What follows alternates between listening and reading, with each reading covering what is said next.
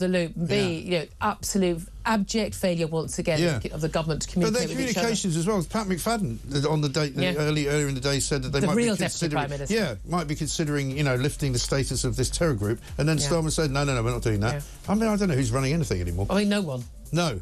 I mean, the civil service, who apparently is going to be a cost taken to them. Yeah, I don't think so. That's not going to happen, is it? It's really not. It's not going to happen. It's really not. But Julia Hartley-Brewer is coming next. Christmas party, you have to invite everybody, including everyone in the civil service you don't like. I know. Nightmare. See you tomorrow.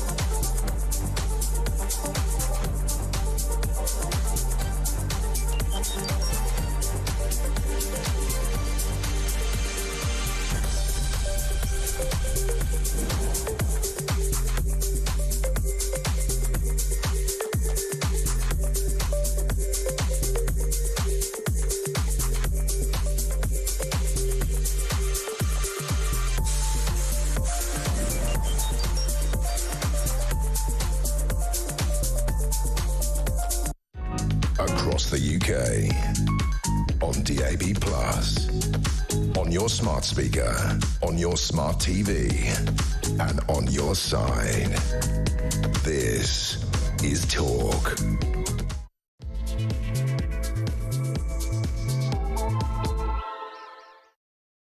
And a very, very good morning to you. This is Talk, the home of common sense, with me, Julia Hartley-Brewer. And whether you're listening on DAB+ radio or on your smart speaker, watching on YouTube or on your connected device, it is great to have your company. Also wonderful to have the company of commentator Sam Armstrong this morning as well. Very good morning to you. Good morning. You might have to step into the hot seat if my voice gets any more deeper today. There are a lot of lurgies going around, aren't they? I think I'm trying to work out if I got it from Mike or Mike got it from me. Working our way through. Super spreaders. Super spreaders. I'll be coughing at you throughout the show, you lucky, lucky thing. Anyway, lots to talk about today. Obviously, Syria is very much in focus, but as a lot of the front pages are telling us, as we were discussing on the show yesterday, we're always ahead of the game on this show. Actually, the Syria story is an awful lot about what could happen here. And this, as thousands of jihadis being held in Syria, pose a chronic threat to the West's security if they're released. Who's saying that? A man who probably knows, the former head of MI6. He's warned that. This, by the way, is the asylum cases from Syrians have been put on hold because, let's face it, they're all saying, I had to leave Syria because I was being persecuted by the Assad regime. Well, Assad's gone, so Not sure your claim stands, but are we going to see a flow back to Syria of people, or are we going to see more fleeing depending on what happens in Syria? Well, once again, I think we're back into the territory we're in around 2015 would be my best guess. Let's go talk about more stories back close to home, though. Criminals are being allowed to work from home to complete their community sentences, as figures show offenders carried out more than 540,000 hours of online courses last year. So when they're actually having to do a community centre, you might think they're doing useful things like picking up litter, clearing up graffiti, but doing something useful for the community. No, they're sitting at home on a laptop. It's not really quite what most of us think of as a punishment, is it? Plus, Chancellor Rachel Reeves last night vowing to take an iron fist to Whitehall spending, demanding that her cabinet colleagues get real on cutting the size of the state. If you think that Rachel Reeves and Labour are going to cut the size of the state, I mean, you are living in cloud cuckoo land. And here's another bit of cloud cuckoo land. The Health Secretary, Wes Streeting, has ordered the NHS to prioritise emergency treatment for the sickest patients this winter. I mean, shouldn't they be doing that already? Isn't that what basic triage is? They want to avoid people dying in the corridors in A&E. Well, that's a good idea, given that we are not, you know, in a third world country. You'd think that would be pretty darn basic. No, not in the UK, where we go from winter crisis to spring crisis to summer crisis to autumn crisis to winter crisis and back again. Anyway, this is Talk. Welcome to the home of common sense. Lots more to come, including going to talk to a student who has been sacked by her own university students' union from their radio station simply because of some interviews she posted with people they don't agree with on issues of trans rights versus women's rights. She is, of course, completely sane and dealing with facts, but she has been ousted from that role. Free Speech Union, which everyone, you're crazy not to be a member of it these days, if you ask me, are backing her. We're going to talk to her, that's Connie Shaw, a little bit later as well. Sam Armstrong, though, let's get back to Syria. And this is the question we're posing to our audience today as well, with thousands of jihadis held in Syria prisons posing a chronic threat to the West if they are released. This is what the former MI6 chief has warned. I want to know simply what people's reaction is to that. Like, how concerned are you about that threat of jihadi terrorists returning to this country? Jihadi brides like Shamima Begum, we mentioned that on the show yesterday as well. Her lawyer is tuppence worth in, saying, well, she's got a stronger case for getting back to this country, even though she's lost her British citizenship now after all her court cases. I want to hear your thoughts, so give us a call, 0344 499 1000, text on 87222, or get in touch on X at Talk TV. Calls are charged at the national rate. Text cost £1, standard network rate message. How concerned are you, Sam? I'm enormously concerned, and I'll tell you why. Because there is literally nothing standing between these people and our shores and our streets.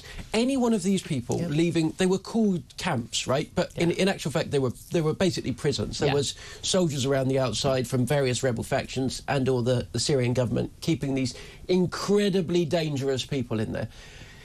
All of that is broken down, and they are now able to walk across land, sea, all the way here into the UK, smuggle themselves across in a boat, and they will be here. And once they're here, we know we will never, ever, ever get rid of these people. We'll give them a nice hotel room, 3 meals a day. And look, the same applies to Miss Begum, right? Yeah. Shamima Begum can now, we presume, walk out of the camp, our royal camp out there in Syria that we know that she's been stuck in for the past few years. If she's smart enough to pay a people smuggler to get her across Europe... She was smart enough as a teenage girl to get to Syria. Pretty sure she could manage it as a 25-year-old. And I'll tell you the truth, it was probably harder for her to get out of this country and into Syria than it is to smuggle herself back into our country. That is how porous our borders are. And look, she'll be back here. And despite the fact we stripped her of her citizenship, despite the fact that MI5 have told us that she was stitching suicide vests together, despite the fact that she's made it very clear she hates this country and everything we stand for, she will be here, she will be stuck, she will be here at our expense, we'll be paying for it, and we will never, ever, ever get rid of her. Citizenship be damned. And she will be free. My argument has always been she was British now. She renounced her British citizenship. I would rather she was here and behind bars and not a threat to other people. The security services reckon she is absolutely a threat to this country. She is totally and utterly radicalised. Do not believe all the sort of, I'm looking so Western now. No, she did not think she'd done anything wrong. She thought everything was worth it when she was first found in that camp. Now, she is a danger to us. The reality is, if she spent even 2 months behind bars here, you know, who are we kidding? She's going to be free on our street. She's a danger. We cannot have her back in this country. But this is the thing. Sir Alex Dearlove is the former MI6 chief. Apologies, Sir Alex Younger, MI6 chief. And he was in charge of MI6, you know, around the time all this, the chaos was happening. You know, he's talking about, you know, there are thousands of jihadis. At least 70 Brits are being held in these camps. 15 men, jihadi fighters, 20 of their wives, the jihadi brides, but also 40 children. Now, there's been a lot of sympathy for the children.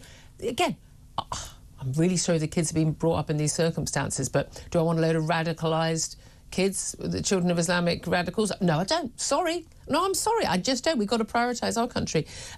We've already got a huge number of Syrian asylum seekers. 1 in 6 of all those granted refugee status in this country are Syrian. Pretty much a shoo-in. You know, you really have to do something very wrong for you to not get your... Once you've actually got your asylum application process, not to get that. But we've had 6,500 Syrians claiming asylum almost entirely. Those people who come over on those Channel boat crossings. There's some deal going on with the Germans about supplying of boats and things. No chance at all that's going to be stopped. And this is the interesting thing. David Lammy, the Foreign Secretary, yesterday, he was referring to Bashar al-Assad as the rat of Damascus, fleeing to Moscow with his tail between his legs and all of that. But he was talking about how, you know, we've got people who are, you know, going to be, you know, many Syrians saying they want to go back to Syria.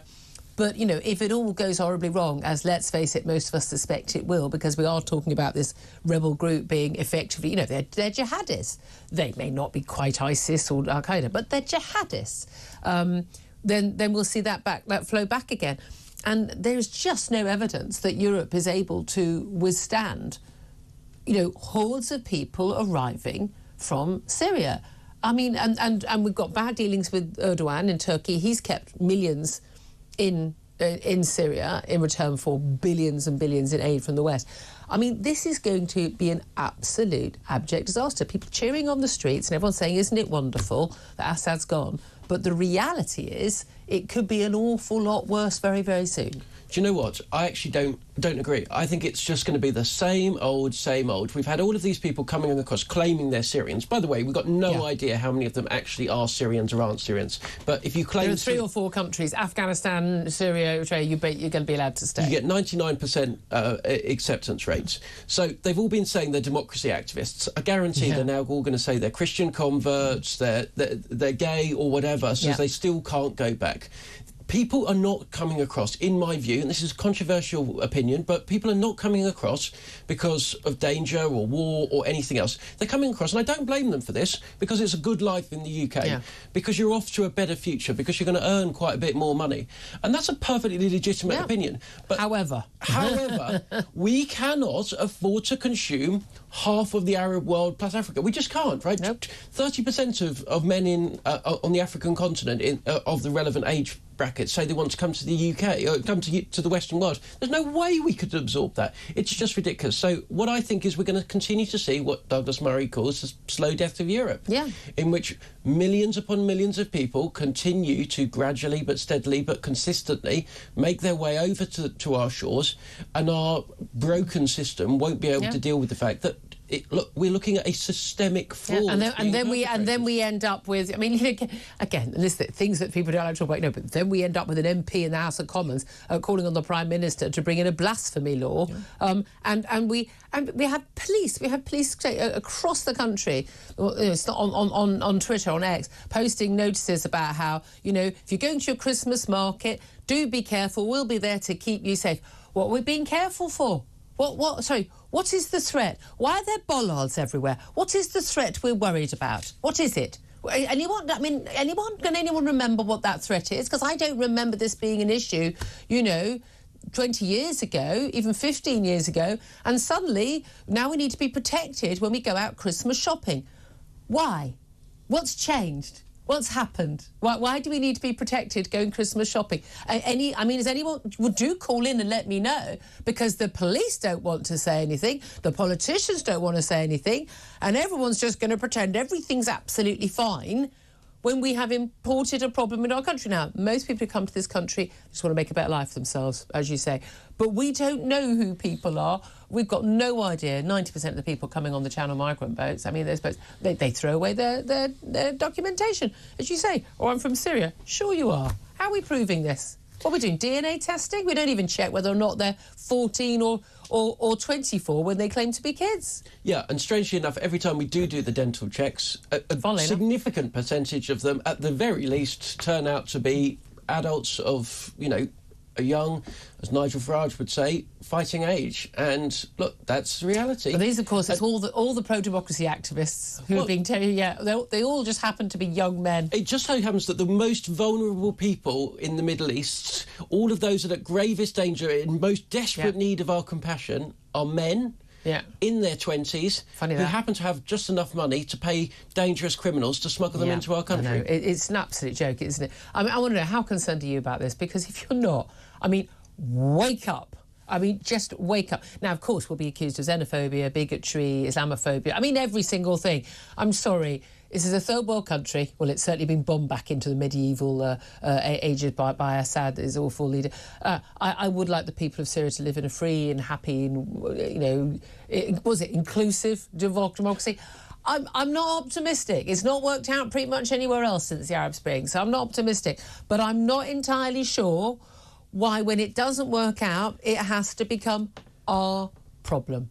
I mean, it does become our problem. We need to guard against it. That's why I'm talking about it now, because we need to talk about it. But I'm not sure that the solution is people just turning up on our shores or turning up across Europe. And it is, as you say, and as Douglas Murray's brilliant book on this issue, you know, we are seeing a cultural sort of annihilation going on in Europe, and our politicians are only just vaguely beginning to wake up to it, simply because voters are saying, no, we're seeing it. You're all living in your little... You've got your chauffeurs and your nice homes in your nice leafy suburbs. You are not living the reality of this. And you're not at the Christmas markets where apparently, you know, we're going to face imminent death at any point. I mean, I think a lot of people will be talking about, you know, are we going to get another wave of the attacks we had? We remember back in 2017, we had 3 or 4 in a row, and it really was just like, when is the next bomb going off, or when is the next car going to be driven into people? I just don't think we should be living like this. I don't think we should think this is something that we just put up with and we accept, and yet we import people to this country or allow them to stay in this country, and we don't know who they are and whether or not they could do us wrong. Do get in touch. 0344 499 1000 is the number to call. What do you make of the Israelis? They've been launching airstrikes on Syrian air bases overnight, but also on basically stockpiled weapons. They say they don't want, you know, jihadis to get their hands on them. It's reported now that Israeli tanks are less than 20 miles from the capital, Damascus, in Syria. IDF has denied these claims, but I mean, bearing in mind, I mean, you know, looking at the geography, you know, Damascus is in the far southwest of Syria, you know, very close to the Israeli border. But there's no doubt at all, you know, you've got the Turks. You know, in northern Syria, you've got the Iraqis. I mean, there's an awful lot of people with interest in what goes on in Syria right now. Yeah, well, Israel takes a very straightforward approach, which is it is not prepared to allow events overseas to damage its own national security. It's mind-blowing. We should think about following this. And you know what? International law... or contested notions of international law, international human rights arrangements. It hasn't gone and made an application to some body in Strasbourg before it's gone and done this. It said, no. Do you know what? Our first priority is to keep the Israeli people safe. Yep. And by damn, we're going to do it. And it's gone there. It's done it. It's bombed first, frankly, and it's asked questions later. But so should it, because it knows it has been living under an existential threat for the entirety of its existence. And that breeds a kind of recognition that this is a very real world with very real bad people that are prepared to do very real things to your citizenry. Don't make a speech in Parliament and have a little meeting about it, but just deal with it, exactly. Let's talk about another story which has actually been very big over the last 5 days, in New York in particular, the quite clearly sort of targeted assassination, the murder of healthcare chief executive Brian Thompson on the streets of New York. He's the head of the biggest healthcare insurance company in America, United Healthcare. He was shot in the back of the head by a gun with a silencer on the streets of New York. A 5-day manhunt ended yesterday with a 26-year-old Luigi Mangione taken into custody after being spotted by a fellow customer at a McDonald's in Pennsylvania, 280 miles west of New York City. It turns out, this guy, Ivy graduate, very, very intelligent, very successful. He's now apparently everyone's sort of all these mad women online are saying like how hot he is, but apparently a big fan of the Unabomber. It turns out he's kind of disappeared. All his friends haven't been in touch with him for a few months, but suddenly it would appear he is the chief suspect, and as I say, has been charged with murder in this case. Extraordinarily, for obviously a highly intelligent man, found with a weapon that matched the weapon used and casings for the bullets, left a mobile phone, a bottle of water. He's been in places where there's clearly going to be CCTV showing his face. It's almost like, frankly, he wanted to be found, I would suggest. All quite bizarre. But, I mean, there's no doubt at all that he's getting quite a lot of support now. There's no one who deserves to be shot dead on the streets like this. But I have to say, I mean, the stories we've been hearing about what happens with, with insurance, healthcare in America. I mean, the biggest cause of personal bankruptcy is due to health insurance failing and people having to pay healthcare costs. There's an awful lot of sympathy for this man, rather scarily.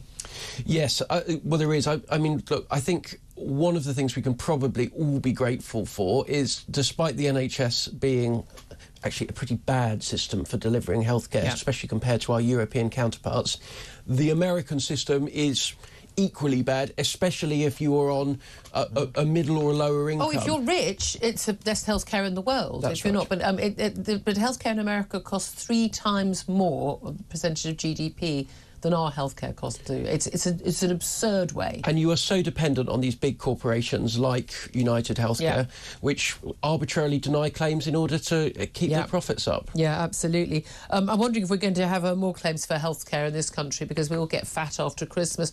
Lots of stuff in the papers about, if you drink too much, how alcohol affects your body. It's a lot of finger wagging. I kind of say, a few years ago, it used to all be like, where can you go to get your festive booze? Now it's all, don't drink too much. God, the misery guts out there.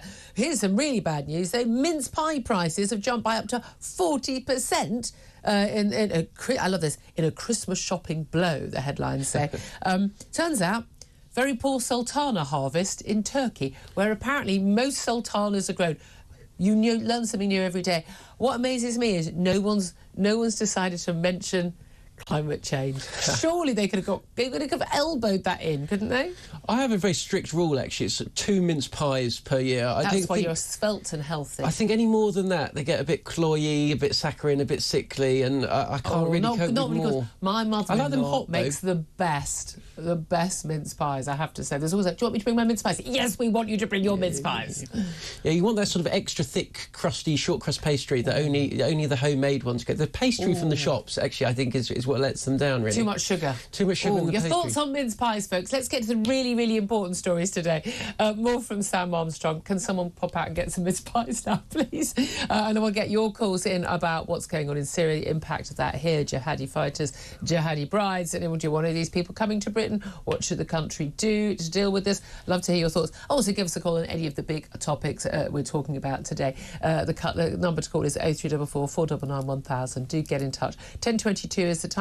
Up next, we'll take a quick break, then we'll take your calls. So we'll be talking to Tory Shadow Minister Matt Vickers about all things politics. This is Talk.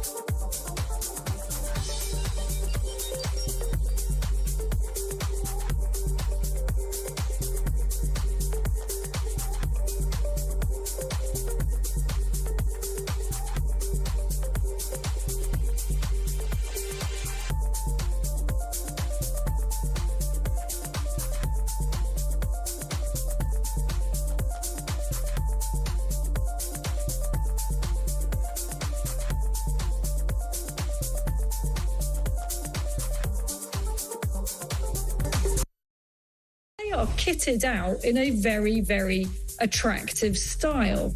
And supposedly they are for homeless people, and under that bracket, Cardiff Council includes migrants. Those people get to live in these brand new units for pretty much nothing. Down the road, there is an entire luxury hotel that we, the taxpayer, are paying to be full of migrants. So why can't some of those migrants go in these units?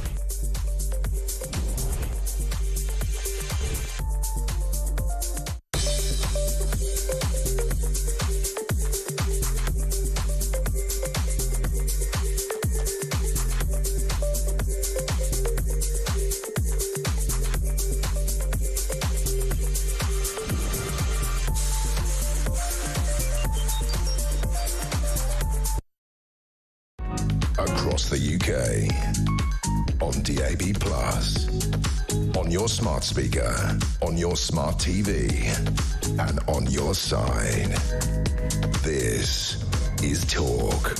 This is Talk, the home of common sense, with me, Julia Hartley-Brewer. Let's go straight to the phone lines now. 0344 499 1000 is the number to call, and the texts and tweets coming in about the thousands of jihadis held in Syrian prisons, posing a chronic threat to the West if they're released. That's what the former MI6 chief has warned. He probably knows what he's talking about. Your reaction to that? Well, David says, well, there's a surprise, but they were being invaded by these types from across the channel every... We were being invaded by these types from across the channel every day.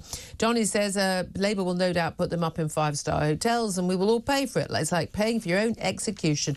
And Poppy says, can't believe people think what happened in Syria is good. At least Syria was stable before. Now who knows what is going to happen? And Jack says, our government is cheering all this on. When will they ever learn? Well, let's go to Matthew, who's in Somerset on the phone lines. Hello, Matthew.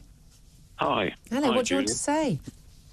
Well, it just occurred to me that whatever you think about the Assad regime, it was a secular country. They did allow Christians to worship there and have churches, etc., along with several other religions, I would say. So it was one of the few places in the Middle East where that was... yeah, that was even possible. A scenario, if you like. Yeah, I mean, except it was ruled by a sort of a tiny Sunni, minority, and people were persecuted. I mean, look, people, like some of these messages say it was a stable country. Well, I mean, yeah, he wasn't, Ambassador al-Assad wasn't actually in charge of most of the country, well, all of the country. We had, rebels everywhere, and he'd killed 500,000 of his own people. I mean, Yeah, I don't say that he's any different to any other dictator out there, but the point I'm making is the government has now turned around and said, we're going to stop all asylum applications for Syrians because the country's safe now. But it's probably not going to be safe for Christians for very long. So we're going to have a lot of Christians applying for asylum. And people claiming to be Christian, as Sam pointed out earlier. Are we going to turn Christians away when we allowed everybody else in, but...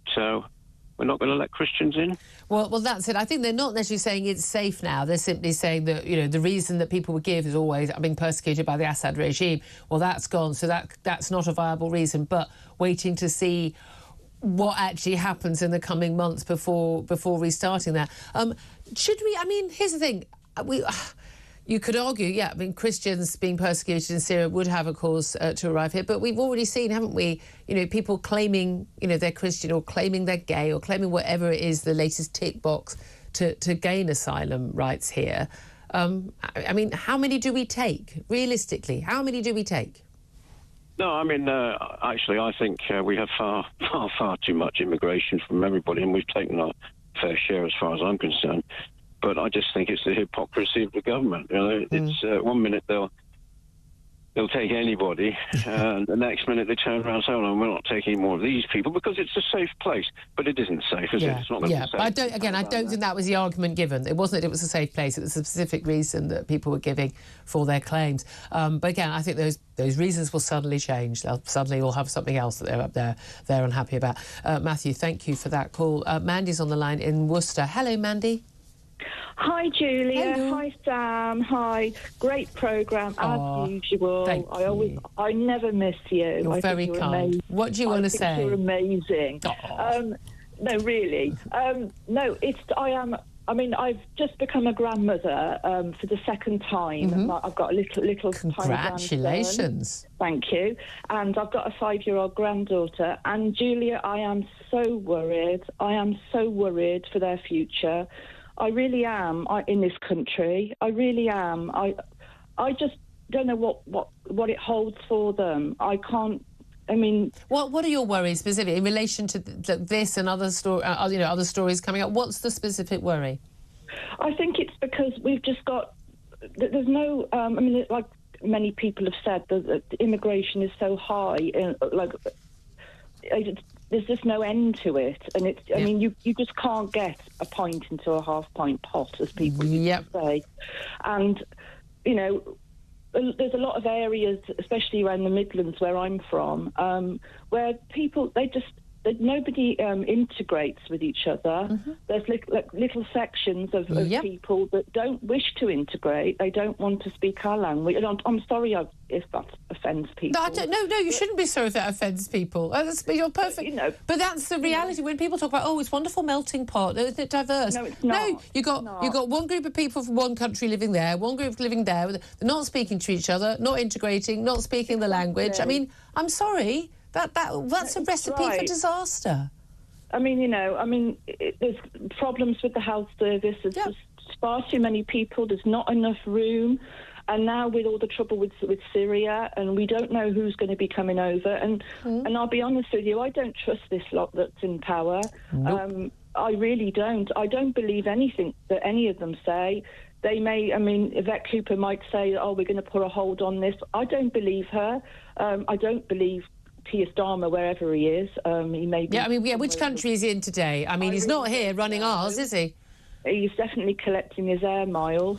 I just don't know, where the future is, and I'm just worried about my own children and my own grandchildren. My biggest concern isn't even economically. I think my biggest concern is culturally.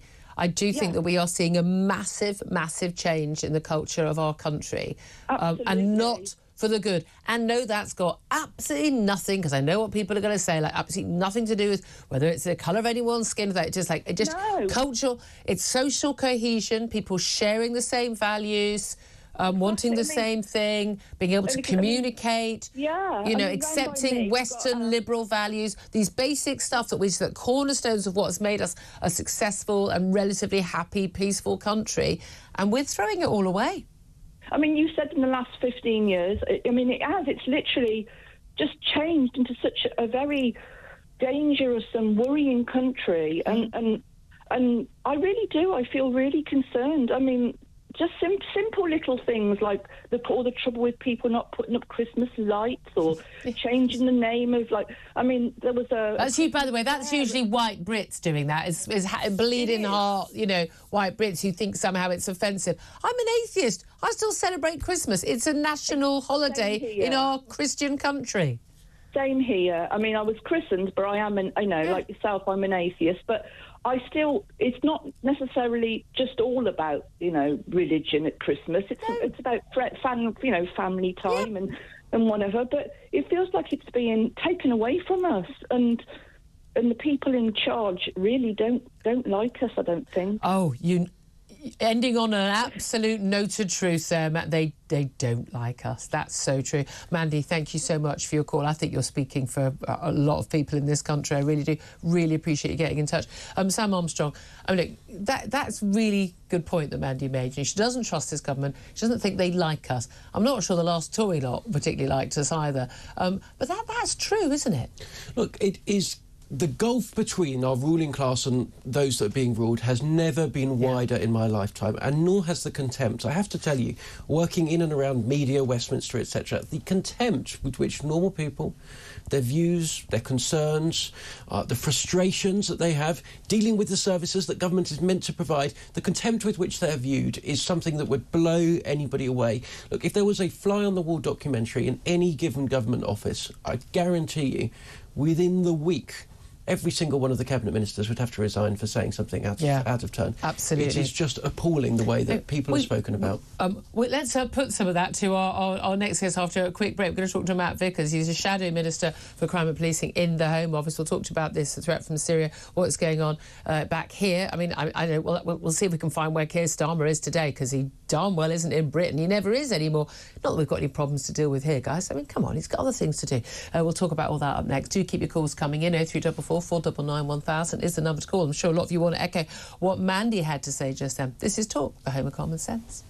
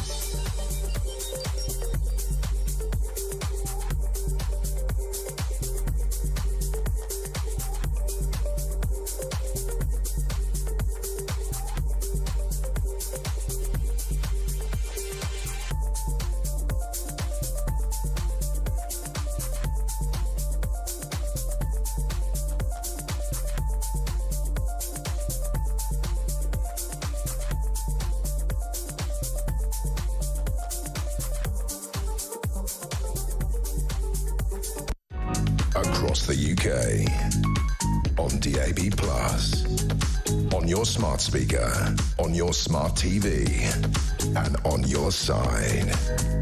This is Talk. Very good morning to you. This is Talk, the home of common sense. Sam Armstrong still with me, and delighted to be joined right now by Conservative MP Matt Vickers, now the Shadow Crime and Policing Minister. Very good morning to you. Good morning. Long time no see. Long time no see. Thank you very much indeed for joining us. Lots I want to talk to you about. Let's start, though, with what's going on in Syria and statements in the House of Commons yesterday, although no one bothered to tell Foreign Secretary David Lammy that the decision had already been made on actually putting a pause on all those asylum claims from Syrians, obviously fleeing the Assad regime, which no longer exists. How many people from Syria should we take as asylum seekers? I think, we've got to look at, if all of these people were apparently here fleeing from Assad, then, what reason do they have to be here anymore? I think it's right that we pause the thing. I think it's right we see what unfolds in Syria. It's a very fast-moving situation. A week ago, we wouldn't have comprehended what's gone on now. I think it's right that we pause things, we slow down, we see what comes. But actually, realistically, the number of people sat in that asylum backlog at the moment who are apparently fleeing from Assad have no reason to be here anymore. So, yeah. Now, 1 in 6 people granted refugee status here in the UK are from Syria or claim to be from Syria. We've got 6,500 claiming asylum, most of who have arrived on Channel boats, we understand. Yeah, but, this huge problem, there's a big chunk of it resolved, hopefully. There's no reason to be travelling here via the safe country that is France anymore. Well, yeah, we shall see if that is the case.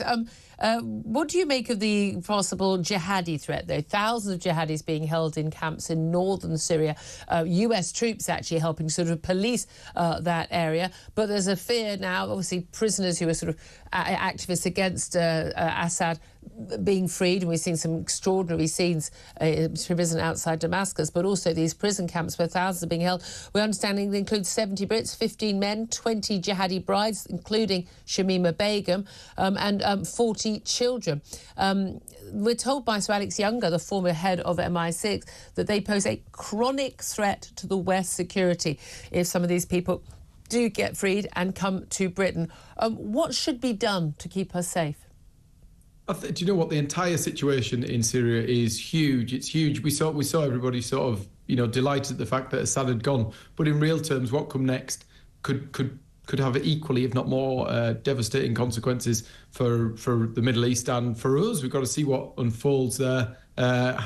Work with international partners to make sure that it works out in our best solutions. But I think it's too early to tell exactly what can be done and how it should be done and what the consequences are going to be. So I think there's a lot of watching to be done. We've got to work with the security services and see what unfolds and take a watching brief and pay a hell of a lot of attention as an international community. We saw the UN Security Council meet yesterday to look at what comes next and what our part in that is. Yeah, well, indeed, lots of people will say, well, it's not for us to play a part. They may not have much interest. We are talking about a jihadist prescribed terrorist organisation taking part, and suddenly everyone's going, oh no, these are the nice guys. They're not the good guys. They're not the nice guys. They've been executing people willy-nilly in the parts of Syria that they've been in control of. I can't see this going any better than it did in Afghanistan with the Taliban, who were going to be all, the new Taliban light. Well, that's not worked out very well for women not allowed to leave their homes or even speak outside their homes.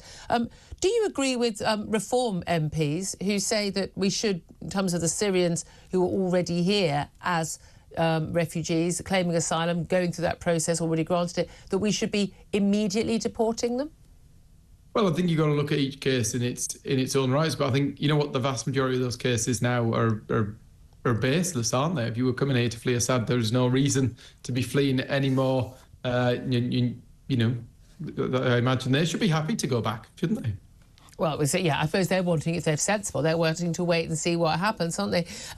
Let's talk about what happens here in the UK, because we were just discussing on the show, it's amazing how many police services have been putting out, police forces, I should say, been putting out messages on social media warning people to be careful ahead of Christmas shopping. If you're going out to markets, we're here to keep you safe, but, be careful, And now, a lot of this is not about pickpocketing. It's not having your phone stolen.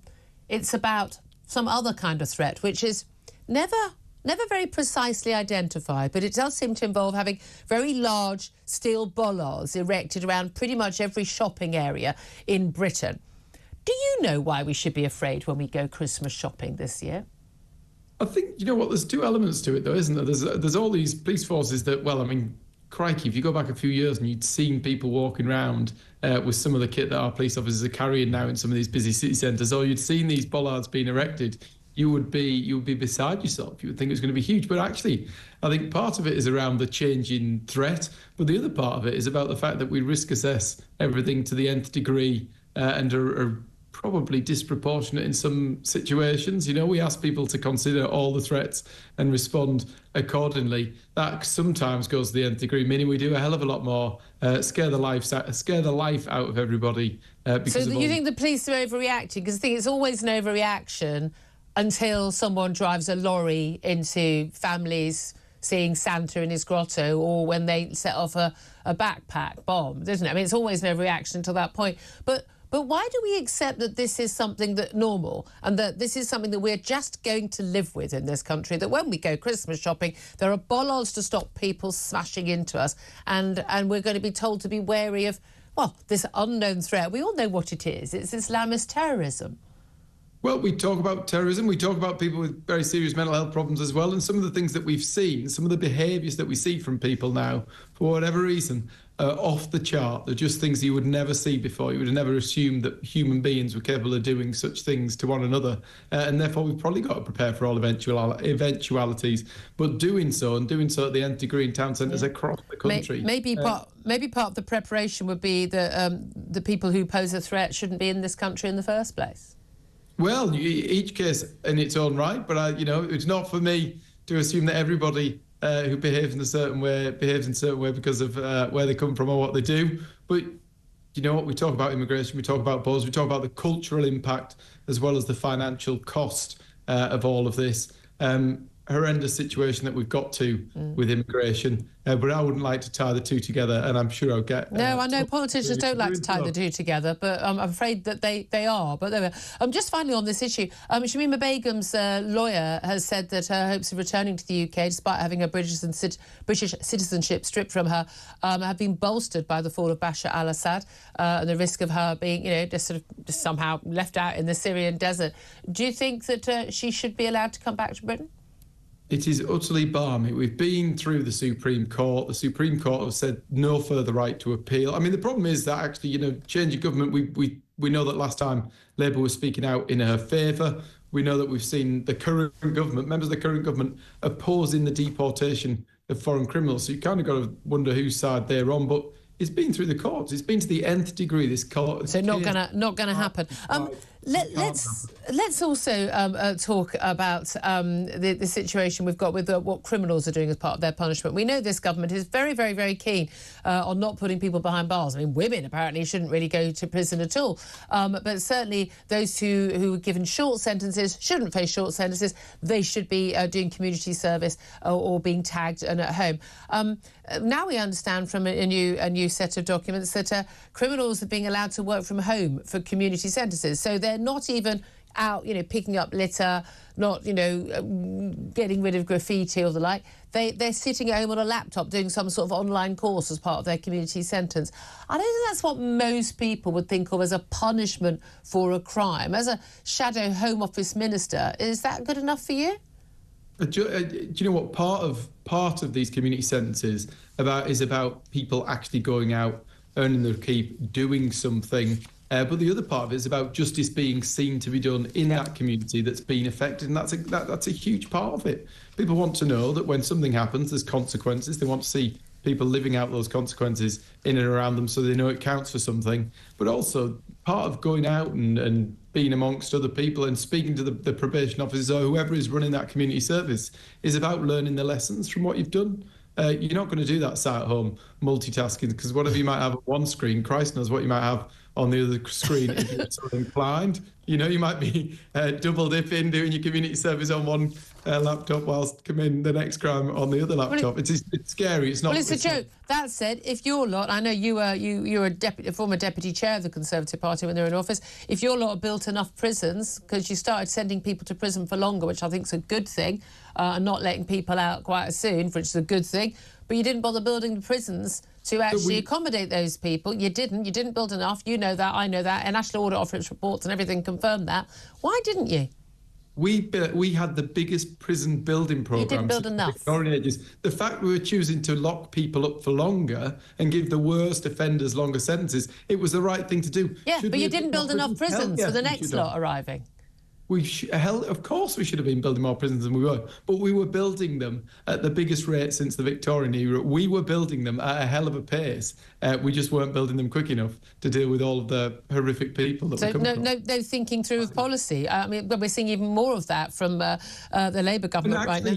Actually, let's go back to the case in point that one of the biggest problems with our prison population is, isn't it, about 12% of them are foreign national offenders? Yep. Well, only we're not building them quickly enough. We weren't deporting them quickly enough. Although we saw all of the challenges. If only you'd been in government and able to do things. Oh, we see a judicial system that worked against us at every fortnight. If only the government was in a position to change the law and do things. Well, yeah, but you look at cases like the Shamima Begum case where it goes to the nth degree, and you've now got a lawyer saying that we should be. Yeah. You should open the door and have another go. Here's the thing: I spent years as a political editor rowing with ministers. And okay, I know you're now a shadow minister, talking about we can't do anything because of the EU. Well, we got out of the EU, and now we can't do anything because of the courts. Government's supposed to be in charge. They're supposed to run things and do the job. Can't keep making excuses. Someone stopped us doing it. You were in power 14 years. You had plenty of time. Well, I wasn't personally in power. No, but your party was. But actually, I think you make a very good case. But in real terms, the way that this system works, when you see the fight that we have over ridiculous ridiculous cases like Shamima Begum, like lots of other foreign national offenders, and people in this country who will go out of their way to prevent us deporting such people. People, you know, government, people who are now in the cabinet who were opposing the deportation of foreign national offenders. They're now running the country. Yep. Lucky old us. Well, if you guys hadn't made such a fist of it, that wouldn't be the case, eh? Talking of fists, Chancellor Rachel Reeves has said that she wants to take an iron fist to Whitehall spending, massive cuts. Been told Downing Street, you know, if it's not one of the top priorities, by the way, immigration is not one of the top priorities of the government, then that's, you're not going to get the money. Do you think there's going to be big savings, that there's going to be a big cut in the number of civil servants and Whitehall spending? If there ever was, they're not the people to do it. We had plans in place to reduce the number of civil servants. They've completely ditched that as a proposal. In the first 25 days in office, this government spent £25 billion. They talked about this £22 billion black hole. They're spending 70 billion more than they were before the budget. It's a disaster. We've got an energy company. They bought an energy company that doesn't produce any energy. We're seeing money doled out, public sector pay rises that just off the charts. Can you imagine being told you're getting a 15% pay rise, a 22% pay rise? It was over 2 years, and it was after years of not having pay rises. I mean, you know, they're still going to be paid less than they were in 2010 in the real terms. It's ridiculous. 15%. Train drivers on 65k getting a grand pay rise. That is insane. No, I'm with you, absolutely with you on that. Just final, very quick. Do you think everything would be running better in this country if Keir Starmer was occasionally in the country and not off on another foreign tour? I don't know. It might be in our interest to keep him out of the country. I'm not sure.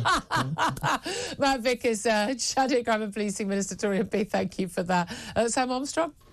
Well, look, I think Matt makes a number of good points, but as you keep putting back to him, the Conservative government did let people down on a number of issues. And so far, I'm not sure the Conservative Party is doing enough, actually, to apologise for parts of their record. Could do with some policies sometime soon as well, Kemi Badenoch. Some policies, please. 10:50 is the time. Up next, we're going to talk about the mind-blowing idea from the Health Secretary that A&E should treat the sickest first and try and save lives. Whoever thought of such a mad thing for a health service to do? Genuinely, that's what the latest advice is. We'll talk about that up next. This is Talk.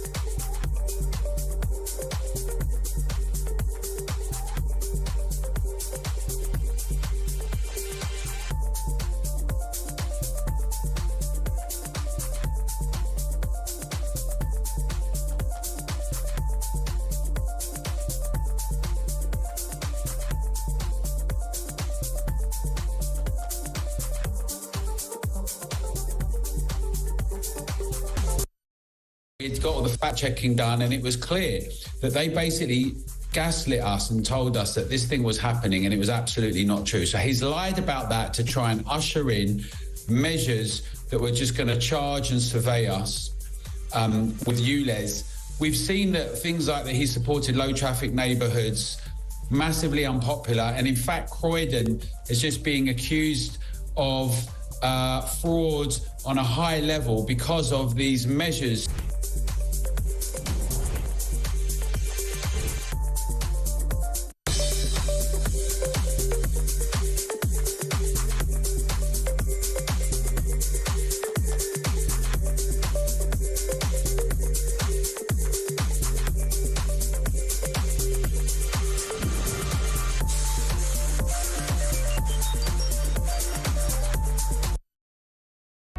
Across the UK, on DAB+, on your smart speaker, on your smart TV, and on your side. This is Talk. This is Talk, the home of common sense. Don't know the last time you went to A&E, but if you did turn up at a hospital, whether it was with a heart attack or maybe some sort of, problem with your leg or something like, maybe you understood the process of being triaged. You go in, you sign in, you say what you've got a problem with, and then you get assessed by a nurse or a doctor who then decides whether you're a priority or not. Well, it turns out that Wes Streeting, the Health Secretary, has actually had to tell the NHS to prioritise emergency treatment for the sickest patients this winter. Why? He wants to prevent people dying unavoidably in A&E corridors. He called an urgent meeting yesterday with the NHS Chief Executive, the utterly hapless and useless Amanda Pritchard, and with hospital and ambulance leaders to address the obvious winter crisis. We know it's going to be a winter crisis because it's winter. That means we're going to have a winter crisis. And basically said, you need to prioritise the people in the greatest clinical need. Imagine having to tell that to the people who run hospitals in this country. Let's talk about this with Dr. John Puntis. He's co-chair of Keep Our NHS Public and a retired consultant paediatrician. John, thanks for joining us. Would you ever have needed to do that when you were in your job, to be told to prioritise those in greatest clinical need? Hello, Julia. No, I mean, it's absurd in many ways, and it's what staff are doing all the time. But of course, they are really struggling to provide services, as you know, and we've discussed this before many times, but, if you look at accident and emergency, you can't get sick patients out of accident emergency into the beds when they're ill enough to require admission. And it's estimated that 14,000 of those patients are now dying avoidably each year. So I would say to Wes Streeting, look, you're now in charge of the NHS. The Tories may have wrecked it, but you're now in charge.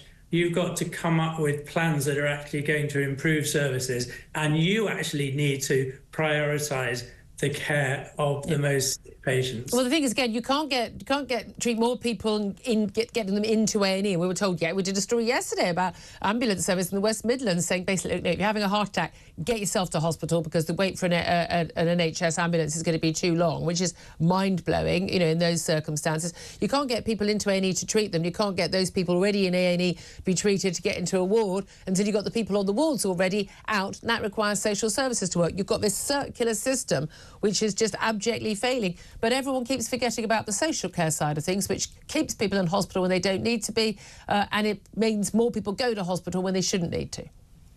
Absolutely. And, about 1 in 7 beds, as you said, are full of patients now who could go home. They're medically fit to go home, but there isn't community support.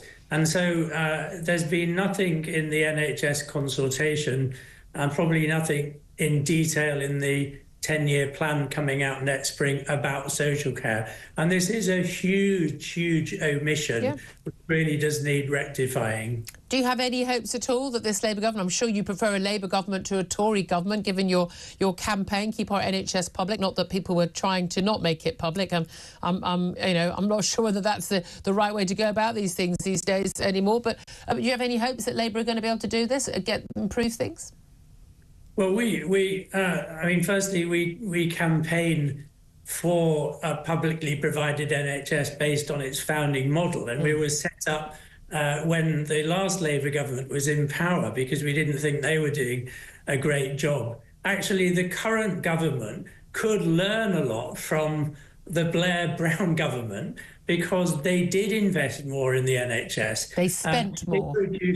They reduced waiting times and public satisfaction went up. And the ONS analysis of what happened under that government was that it was the investment in the NHS. I think we have to be clear, we spent an absolute fortune more, and that saved more lives. However, we still had, at the end of the Blair-Brown years, an NHS, a publicly run system, where your chances of surviving a heart attack, cancer or any chronic disease was still lower than all of the other systems that aren't run on the NHS model in the rest of the Western world, which is perhaps a bit of a giveaway. Maybe the model is the problem. John Pontus will have to leave it there, I'm afraid. Time is against us. Co-chair of Keep Our NHS Public, Sam Armstrong. I'm a big fan of Wes Streeting. I think he's sharp. I think his heart's in the right place on this. He's willing to talk the talk. But if you have to tell the NHS to prioritise the sickest patients, something has gone horribly wrong. Yeah, so far he's following the traditional model of health secretaries, which is just to punt a load more money at the NHS, to have to fight tooth and nail to get them to do the bare minimum and not get better outcomes out of it at the end of it. Look, the truth is this. We're getting older and we're getting sicker as a society, and that's going to require a bunch more money. It's probably also going to require us to do things differently. But for now, we're using a system that's broken. We've got people like Amanda Pritchard that desperately need sacking. We're not sacking them. We're just channeling a little bit more money in, but the service is going to keep getting worse. Patients are going to die when they don't need to. Crisis. Yeah, exactly. And the rich will buy their way out of it, which is what they're always able to do, leaving the poor with the poorest service. Love to hear your thoughts on that. If you want to get in touch, 0344 499 1000. More on Syria, that jihadi threat here. This is Talk, the home of common sense.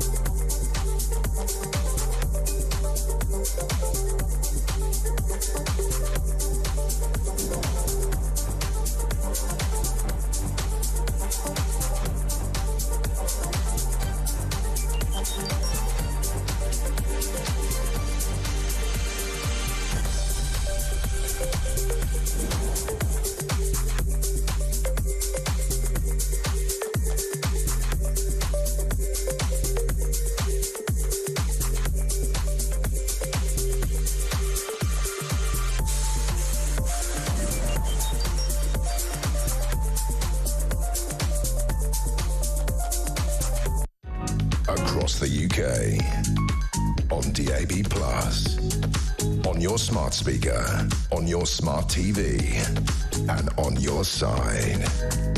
This is Talk.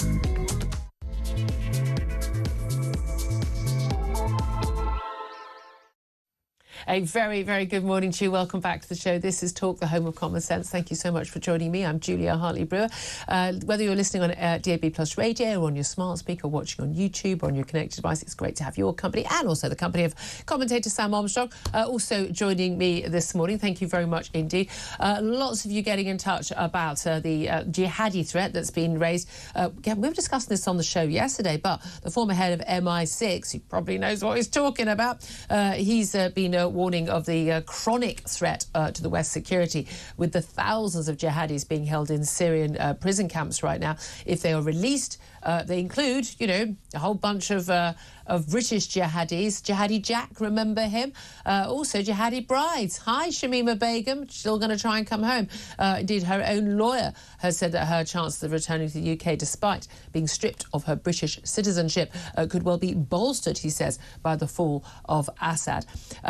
Meanwhile, asylum cases from Syrians are being put on hold. 1 in 6 of all asylum cases granted in this country are from people who are from or claim to be from Syria, but given their claims pretty much are, I'm persecuted by the Assad regime, and the Assad regime has now fallen, Assad's fled to Moscow, do those claims stack up? We'll be talking more about that. We're also going to be talking about Chancellor Rachel Reeves last night vowing to take an iron fist to Whitehall spending, demanding that her cabinet colleagues get real on cutting the size of the state, she says. But I mean, realistically, Labour government cutting the size of the state? Really?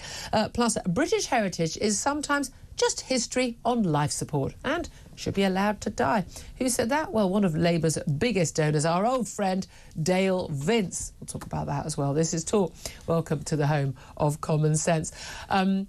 So much to talk about. Don't forget the telephone number to call on any of the topics we're talking about, including Wes Street and the Health Secretary having to tell the Health Service to prioritise the very sick so they don't die in corridors in A&E. I mean, if you have to tell hospital bosses that, I'm thinking those hospital bosses should be sacked. I don't think that. It's like telling to the soldiers, could you kill the enemy? Could you kill the enemy rather than letting them kill you? If you need to tell people that, maybe they're not up to the job. But give us a call about the thousands of jihadis held in Syrian prisons, posing a chronic threat to the West if they're released. That's what the former MI6 chief has warned.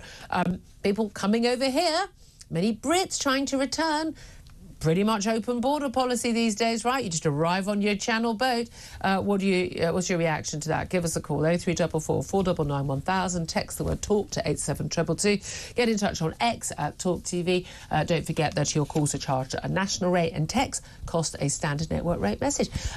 Let's talk about this with all of this with Sam Armstrong. How worried are you about this threat from, I mean, again, do we think there's going to be a sort of a Conservative Lib Dem coalition government, completely inclusive and wonderful, really worried about rainbow flags and the like in Syria? I mean, no one sane thinks that. It could be worse than what Assad was doing to his own people. But either way, if jihadis are freed, and we have pretty much an open border, for all intents and purposes anymore, with Europe and with Syria, how worried are you? Well, the truth is that Syria is largely going to carry on as it has been for the last decade or so. No one part of the country is going to be ruled by the same faction as any other. You're going to see this country basically breaking down into something a lot more tribal, frankly, than you've seen in the past. And you've seen at the moment factions are organising on religious and ethnic grounds. That's always a good sign. The Kurdish sector is being run and ruled by Kurdish militants. The Druze, smaller religious sector, running their own affairs, as are the Shia parts, as are the small Sunni minorities. And I think, frankly, that is likely to continue. What you are going to see, though, is as it descends into a zone of chaos, in geopolitical parlance, you're going to see the barriers that are holding in these camps, these open-air prisons, basically. They're keeping the old ISIS fighters in, that everybody in Syria was agreed a bad apple, was bad hombres, and it takes a lot to be a bad hombre out there. You're going to see them beginning to scatter. And some of them, fact, are going to make their way fearlessly, tirelessly, relentlessly to our shores. Yep. For whatever reason, whether they associate with this country or whether they hate this country and wish to cause it damage. We're a soft touch. And the truth is, We are literally powerless to stop them. There is nothing we can do. There will be terrorists right now, former ISIS fighters, the most dangerous people on the surface of the planet, who are in a camp, who within a matter of months will be walking the streets alongside you and alongside me. And our authorities, Keir Starmer, are not prepared to do any of the things necessary to stop them. They really aren't, and that is the real concern, isn't it? I didn't have much faith in the last lot. I have even less faith in this lot. But 6,500 Syrians claimed asylum in this country in recent years. Almost all of them have arrived on channel boats, arrived illegally. 1 in 6 of refugee claims that are actually granted are actually from people claiming certainly to be from Syria. We know most people just drop their documentation. I mean, given so many coming from Syria, and we know that most people arrive without documentation, then, what a coincidence, how convenient. But we also know there are 70 Brits in these Syrian camps. 15 of them are men, jihadis, men who've left this country, born, bred in this country, many of them, gone to Syria to fight for the Islamic State Caliphate when it was the latest big thing.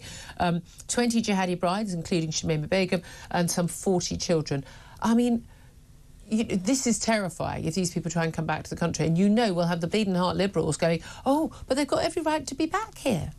Look, I take a pretty strong view on this. British citizenship, being a subject of the Crown, is not something that is just inviolable that you get. If you choose to walk out of this country, if you choose to join our enemies, if you choose to renounce this country, everything it stands for, if you choose to hate the King, if you choose to hate... No, you can hate... No, I think you're allowed to answer to any of that. The key thing on this is that when people joined ISIS, they often did a ceremonial burning of their passport. They renounced their citizenship of Britain. Well, and then they wanted to... They basically said, I'm a citizen of the Islamic Caliphate. Well, fine. As far as I'm concerned... There you go, you made your bed. Each and every one of those people individually declared war on this country. Yep. They did.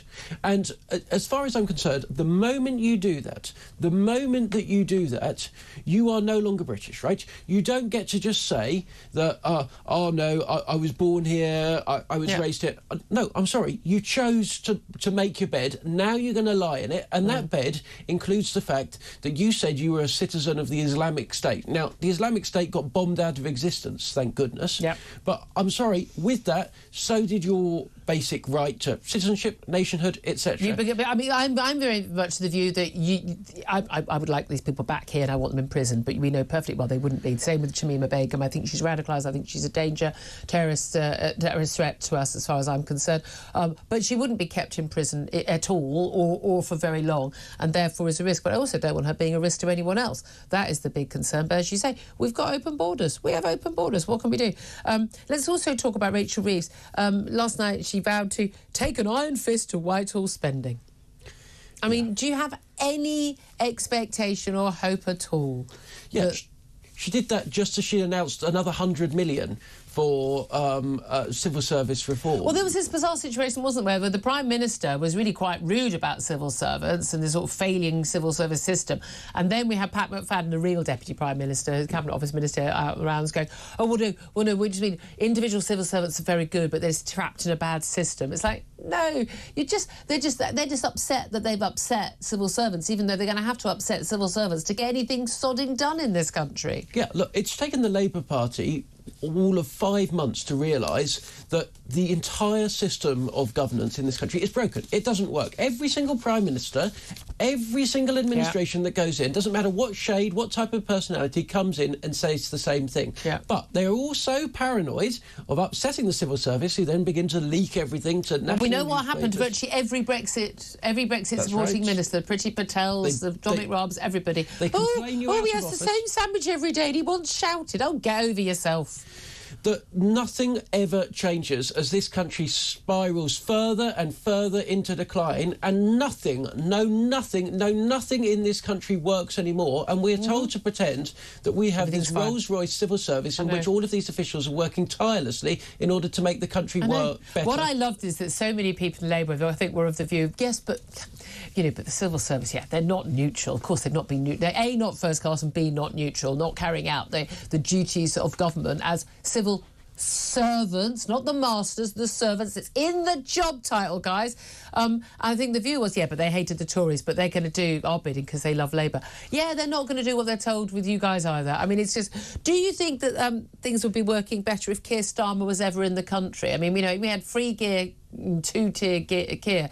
I mean, where are we, like Air Miles Starmer at this rate? The man is barely ever in the country. I think Guido Fawkes worked out, he spent a month of the 5 months he's been in power now abroad on various different junkets. Now, OK, I mean, an awful lot of these things, doing a tour of Bahrain, and he's in Cyprus today, thanking the troops for their work there in Cyprus. And that's a worthwhile thing to do. But, I mean, you know, glad-handing with a bunch of Arab leaders and yet another summit here and another summit there.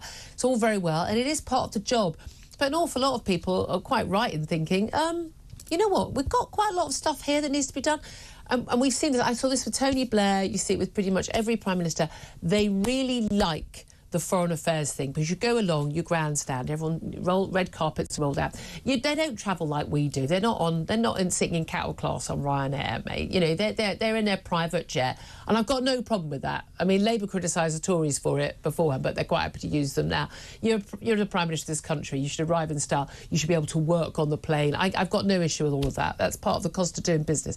But they feel like they're getting stuff done and they're busy because it's so much easier doing that sort of work than the really boring, hard slog, nitty-gritty of, you know, getting our immigration system sorted, sorting out the healthcare, sorting out the economy, boosting growth, doing the stuff which is really, you know, it's a hard slog, and you won't reap any real change and real achievement for at least 5 years, maybe even longer. But they don't like doing that. They'd rather be on a red carpet somewhere. And, well, of course, one of the things you've got to look at is what do Prime Ministers tend to do when they leave office. And so many of them love to get onto these big international junket circuits, to get a UN position, to sit on this board, to go around there carrying on doing it. And there are some people that speculate that Keir Starmer, who it was reported had been in the last few days, was never really meant to become Prime Minister. Has been a bit of an accidental Prime Minister, is a nickname going around for him. Actually has now got his mind really on the next job, being a big figure on that international circuit for 10, 15, 20 years to come. Well, look what happened to Nick Clegg. He's done very well. I mean, again, they go off and they make money. We know that. But again, for years, the EU, that's why they want to stay at the EU, because you go off, you know, you become president of the EU or something, don't they? That's what they wanted to do. But, of course, actually, it does matter that the Prime Minister is home, and I disagree with Matt Vickers actually on this, because that's the Tory MP we spoke to a bit earlier, who said, "It's a good job he's out of the country." Well, hang on, look, I want Keir Starmer to succeed, right? Yes. His ambitions are he's not said everything that I want him to say, but broadly speaking, I agree with everything he said. But here's the thing. Whitehall doesn't work. Civil servants don't work unless the Prime Minister gets personally involved, starts ordering stuff, cracking the whip, always demanding. You know, accountability. You said you're going to do this. OK, you said you're going to do this, right. So 9 o'clock on Monday morning, back in my office telling me what you've done. Exactly. And the trouble is, Keir Starmer is simply not around long enough to make that happen. And that's before, of course, you factor in the fact that he doesn't work Friday evenings. We think he spends most of Saturday down the football at the executive box at Arsenal. So you are wondering, are we really looking at a part-time Prime Minister, or certainly a part-time Prime Minister in the country? Well, yeah, I mean, we've had a part-time US president who's been asleep for the last 4 years, and my God, that shows in terms of America taking its eye off the ball. That's an issue as well, isn't it? Let's turn attention back to America, though. This arrest and charging of Luigi Mangione, a 26-year-old man who's been charged with murder over last week's fatal shooting of the United Healthcare chief executive Brian Thompson in what appeared to be a targeted assassination in New York City. Waited for a long time for this man to come out of the building and targeted him, shot him in the back of the head. He's been found after a 5-day manhunt. Concerned that he, you know, Ivy League student, you know, looks like he may have been radicalised. He's a suspect, of course, although, of course, the rules that the sub judice rules in the UK don't apply in the States. People are allowed to talk freely. But it looks like he's been praising the Unabomber. But also criticism of the American healthcare system. We understand that on his... on some of the weaponry he had, basically, what investigators say the shell casings found at the scene of the murder were the words deny, defend, depose. These are apparently what critics call the 3 Ds of insurance, tactics used by health insurance companies to reject claims by patients in America's healthcare system. We know it's the biggest cause of bankruptcy in America.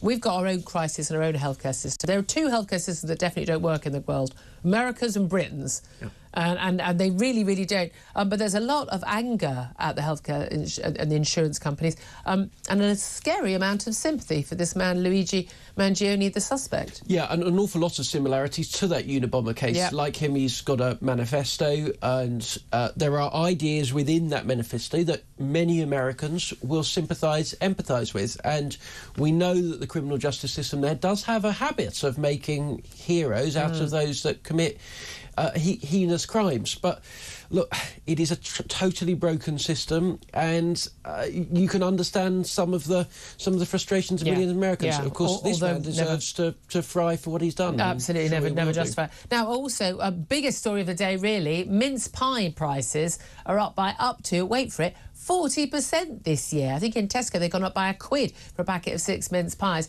And the reason why, I mean, who knew this? Turkey, which provides pretty much the entire world's sultana crop, has had a massive rainfall 2 years in a row, and they've basically not got many sultanas, so the price has gone up. It's called economics. We need to explain this to the Chancellor at some point. She hasn't got much economic background, as we know, but that means the price of them has gone up. However, in our office, amazingly, someone has, and I genuinely, these are homemade mince pies from the office kitchen, which someone has very lovingly left. Would you like a mince pie? I would. 40% higher than usual mince pie. I don't know whether the inside. My wages. So we can have our mince pies. Although they put them in the metal cases, but honestly, you can tell. Look, they are homemade. Let's hope they're as good as they look. Oh yeah, they're very good. Oh, very good. They're very good. I'm not sure. I'll take that. I'm going to go out on a limb here. I'm not sure that eating mince pie while you're broadcasting is a good idea. But whoever made these, absolutely lovely. Thank you very much. We're going to have to take a break now for obvious reasons. Up next, your calls. I can't read the number out because I've got a mince pie in my gob. 11:19 is the time. This is Talk.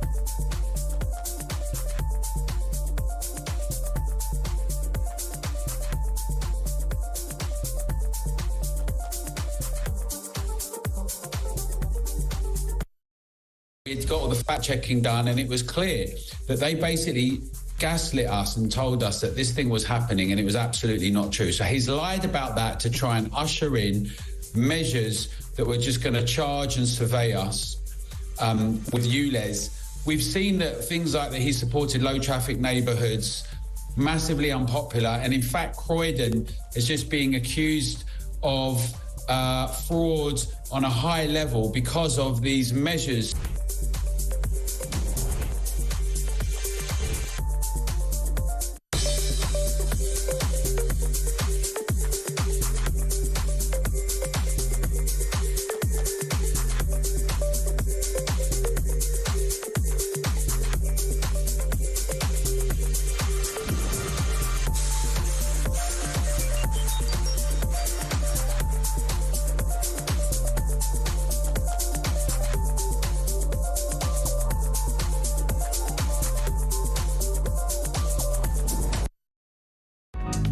across the UK. On DAB+, on your smart speaker, on your smart TV, and on your side. This is Talk. This is Talk, the home of common sense, and we're just about finished those mince pies in time. Yummy, very, very good. Even if they're 40% more, still well worth it, I would say. Sam Armstrong, thank you very much indeed for joining us. Now let's get to the phone calls.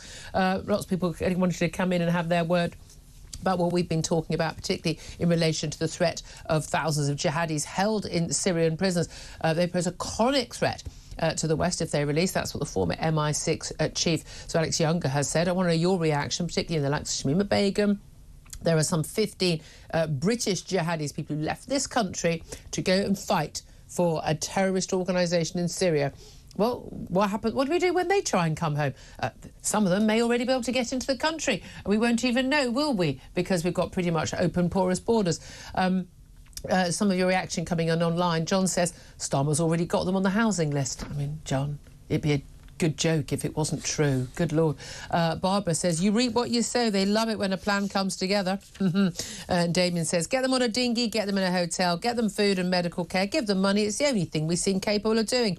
And Danny says, might not sound nice, but they're better in Syrian prisons than in hotels here. For us, yes, for us. Let's go to the phone lines. 0344 499 1000 is the number to call. Ben is in Essex. Hello, Ben. Hello, Julia. How are you? I'm very well indeed. Still picking mince pie out of my teeth, I'm not going to lie. Why not? Why not? Yeah, I just want to kind of echo a last lady called to come on and said about the government. I don't think they like us. I mean, that was Mandy, wasn't it? Oh, that hit home, that, didn't it? I mean, it really did, and I feel the same. I'm worried about the future. I mean, I've got a 9-year-old daughter, and I can't work out this government. You know, what are they doing? It just feels like they're trying to purposely erode our culture and society. And I love what you said there, because, you know, it's taking away our heritage of this great country. And, you know, we've got the capability to stop this, and I just do not understand it. We should have a ring of steel around our country. I mean, we're supposed to be Great Britain. We're supposed to be great. We're supposed to be a democracy. And, you know, and these people coming across, and, you know, they seem to be military-age men. And I think, you know, what are they going to do? What are they going to do to our society? You know, where are they going to get their women? And it's a total disgrace. And Keir Starmer, I mean, maybe they should go and live in his house. Well, no, I've been saying that for years. We're going to buy up the whole of the street where, well, of course, he's in Downing Street now, but when he was in his nice little house in Islington, we'll buy up the whole street, forcible purchase, and we put every single migrant arrival, channel migrant, you know, 20, 30 men, all young men, to every single house, and then see if he changes his tune, because the reality is the politicians don't deal with the reality of this. Again, you know, you've got a young daughter, I've got a daughter. You know, girls walking the streets of major cities now and towns and villages now are feeling this. My lovely colleague, you know, Alex Phillips, she got a whole load of grief, loads of accusations of her when she called out a reality of what she sees and hears and feels on the streets as a, you know, young woman walking around, and you know, it's real. And everyone wants to turn a blind eye to it because it makes them feel uncomfortable. Well, you know what makes people feel uncomfortable is women being harassed in the street. 100%. And all of this, you know, you're a bigot, you're a racist, is nonsense. I mean, this might be a bit brash. We should have a ring of steel around this country and, you know, a firm fist on this, you know. Get the army out there with machine guns. And if you get a warning shot, and if you cross here, you're going to get shot. Oh, we're going. Okay, I don't think even Ben Habib has come up with that one. But I think a lot of people are getting to that point. And I've been saying to politicians, and for a long time, I've written lots of columns about this. You know, if you don't want to deal with this issue, we will, as voters, find someone who will. 100%, and it needs to happen. But you know, who knows? But Keir Starmer, you know, get a grip. Come on. Yeah, absolutely. Thank you, Ben. Really appreciate that call. Sam Armstrong, I mean, you know, you helped work on Robert Jenrick's campaign to be the Tory leader. I know, you know, you've been involved in Conservative politics, advising and things over the years. There is, I mean, as Mandy, the caller, said earlier, which Ben mentioned, you know, they just don't really like us. But there's also this feeling that they're just... No one in government is willing to just get to grips with this issue. Are I mean, are they in denial? Do they think? I mean, I think a lot of Labour people, they simply don't think there's an issue. There's absolutely, isn't it wonderful? Have we got so much diversity? Isn't that wonderful? I don't think diversity is a good thing or a bad thing in and of itself. What kind of diversity is what I'm interested in, and I'm also a big fan of being tolerant. As long as you're not bothering me, you do what you want. But I think we should be intolerant of intolerance, and we're seeing more and more intolerance coming in. But do our politicians, whether on the left or the right, do they just not get it? Do they just not see it? Do they just not want to see it, not want to get it? What are they just burying their heads in the sand? Are they afraid to speak out? What's going on? Well, the truth is there's a bit of all of that. We've now had net migration, mass migration, for 25 years. In the 25 years in the run-up to 1997, net migration was about 60,000. Yeah. It's been 4.7 million in the years since, right? So we're talking a huge change. And for the first few years, I think politicians simply hit their head under the sand. Oh, they thought it was a great thing. Didn't think about it. But the truth now is so obvious. It's so blatant. And I think politicians increasingly do know what it would take. They do know what it would take. They recognise that you have to leave the ECHR to end illegal migration. They recognise that you have to build a different kind of economy, that you have to change the way our university sector works. Yeah, stop basically importing a load of people from abroad to do stuff that Brits are then not able to train to do here. And that would be a big change, right? It would involve difficult decisions. And the truth is, they're just not prepared to do it, right? Yeah. They're not prepared to do it. They're not prepared to leave the ECHR. They're not prepared to shut down universities that basically are propped up by students that are coming in order to just get a job at the end of it. Yeah. They're not prepared to go to people in the city and say, actually, do you know what? You can't build an economy based on cheap immigrants anymore. You're going to have to invest in coming up with computers and robots and all of the other stuff they could do. They're just not prepared to do it. But they're also not yet prepared to own up to that to the public. They're not prepared to say to the public, look, we know you're angry about this. We know you keep being angry about this. We know you've been angry about this for 25 years now, but we've had to think about it and we're not prepared to do it. And if they were prepared to be that honest, it would be over in a second, right? People would turn around and they'd say, do you know what, actually, we hear what you're saying, but we'd rather go with the other guys. I think people have got wise to it. I really, really do. Let's go to Chris, who is in London, wants to have his say on this threat from jihadists in Syria. Chris, good morning to you. What do you want to say? Morning, Julia. Morning, Sam. Love Sam's passion. Look, I've got quite a bit to say. I'll try and be as concise as possible. The very, very complicated situation in the Middle East. With the collapse of Syria, you've now got 5 different factions arguing over who's going to be in charge. So I don't know where they've sent that 11 million quid to this morning, because they could have quite honestly sent it to ISIS. You've got over where America withdrew from ran away from Afghanistan. You've now got over 30 terrorist training camps there for like Al-Qaeda and ISIS. They're either paying off the Taliban or paying off the local warlords to have their training camps. You've got all the prisoners that are held and looked after by the Kurds. Yeah. Now you've got Erdogan has been bombing them because he considers the Kurds terrorists because they want an independent Kurdistan. So he's already been bombing them. Now, if those people are released, all right, from those guys, you're quite right, Sam, they're going to head here, especially the ones with British passports, probably got wives, probably got children, definitely got best mates. They're all going to be heading for the boats. It's no good trying to stop the boats in the channel. Yeah. What we've got to do, and Europe has got to do, Germany's in trouble as well, and Italy and Greece, the boats have got to be stopped in the Mediterranean. We need to keep people back in their countries in North Africa and the Middle East in the first place. How do you do that? If you can't stop people coming from France to Britain, how the hell do you stop them in the Med? Well, I can tell you the first thing you can do. Yeah. I, for 30 years, was a financial supporter of Médecins Sans Frontières. Yeah. And unfortunately, like a lot of NGOs, it's been taken over by the left-wing the left-wing curse. Now, they're advertising on TV, all right?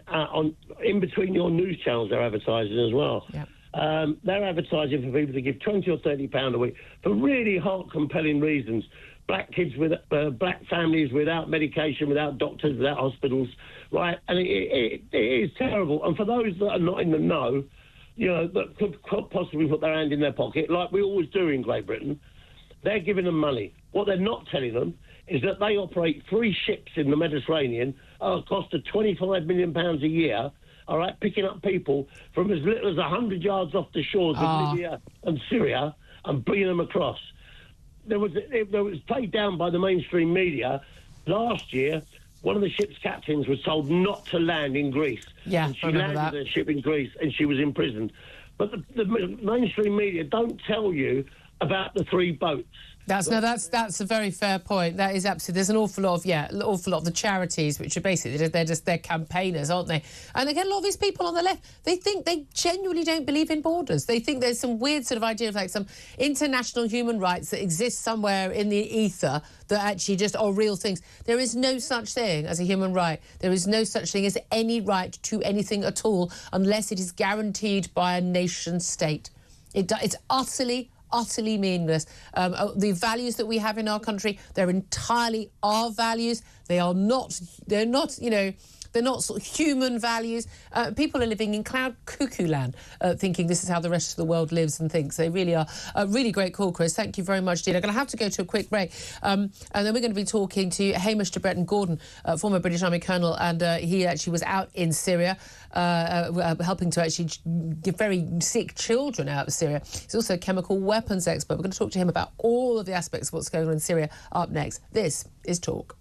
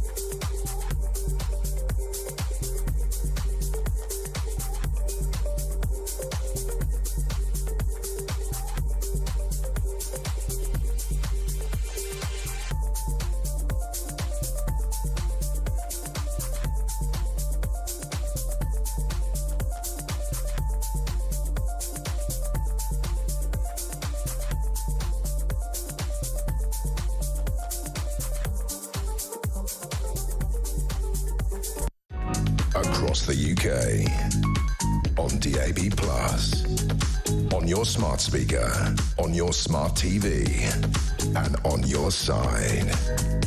This is Talk. This is Talk, the home of common sense, with me, Julia Hartley-Brewer. Sam Armstrong also with me. Delighted to be joined right now by Heish Breton-Gordon, OBE. He's a former British Army colonel. He's a chemical weapons expert. He's also someone who spent much time out in Syria, actually trying to, well, do the actual, the really important work of helping sick children get out and get a hospital treatment during the early stages of that civil war. Heish, thank you so much for joining us. A pleasure. Thanks. I really appreciate it. Well, I wonder if it is going to be a pleasure in terms of what happens to the Syrian people. We've seen all this, excitement, joy on the streets of Syria that President Bashar al-Assad has gone and been deposed. He's fled to Moscow with his British-born wife. Still find it extraordinary that she's still with him, but there we are. Off to spend their billions that they've stolen from the Syrian people. But we also know what happens next in Syria could be anything. And given the way that most countries have gone since the Arab Spring or since uprisings, it doesn't look very good. We've certainly got the organisation HTS, which is basically, is a jihadi organisation that looks like it's the one that's leading the rebel forces.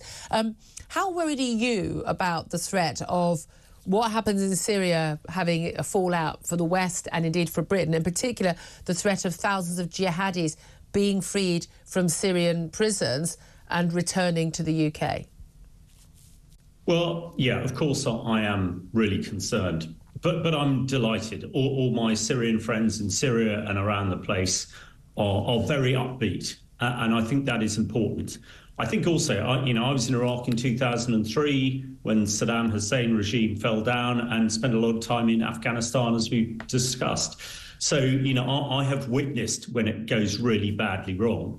And, my piece in the Telegraph yesterday was really saying we need to make sure we don't repeat those mistakes. And that's absolutely key, which is why it's got to be an Arab-led, Syrian-led. Now, all the other issues, just one thing before we go on, what really, really annoys me with all of this is we could have stopped this in September 2013. When Assad dropped sarin and killed 1,500 civilians in Ghouta, we had a vote in Parliament. I was there. I'd just come out of Syria, and I was telling everybody that Assad was about to fall. Unfortunately, Ed Miliband and some of the others voted against it. And had we struck Assad's chemical weapons facilities in September 2013, I think it would have all been over. But anyway, that's... Yeah. And again, this was that famous Obama red line. If they used chemical weapons, that would be the red line in terms of the Americans getting involved. Because we know Western powers were basically saying, after Iraq and Afghanistan, we're not going to get involved. And of course, we've seen absolute devastation. I mean, more people dying in Syria than dying in Iraq. 500,000 people as a result of us not getting involved. Whether we would have made it any better, still a big question mark about that. But with Assad gone, look, a brutal, evil dictator. Although apparently John Simpson at the BBC was quoting his tweet the other day, saying that he was a rather meek man, and he was kind of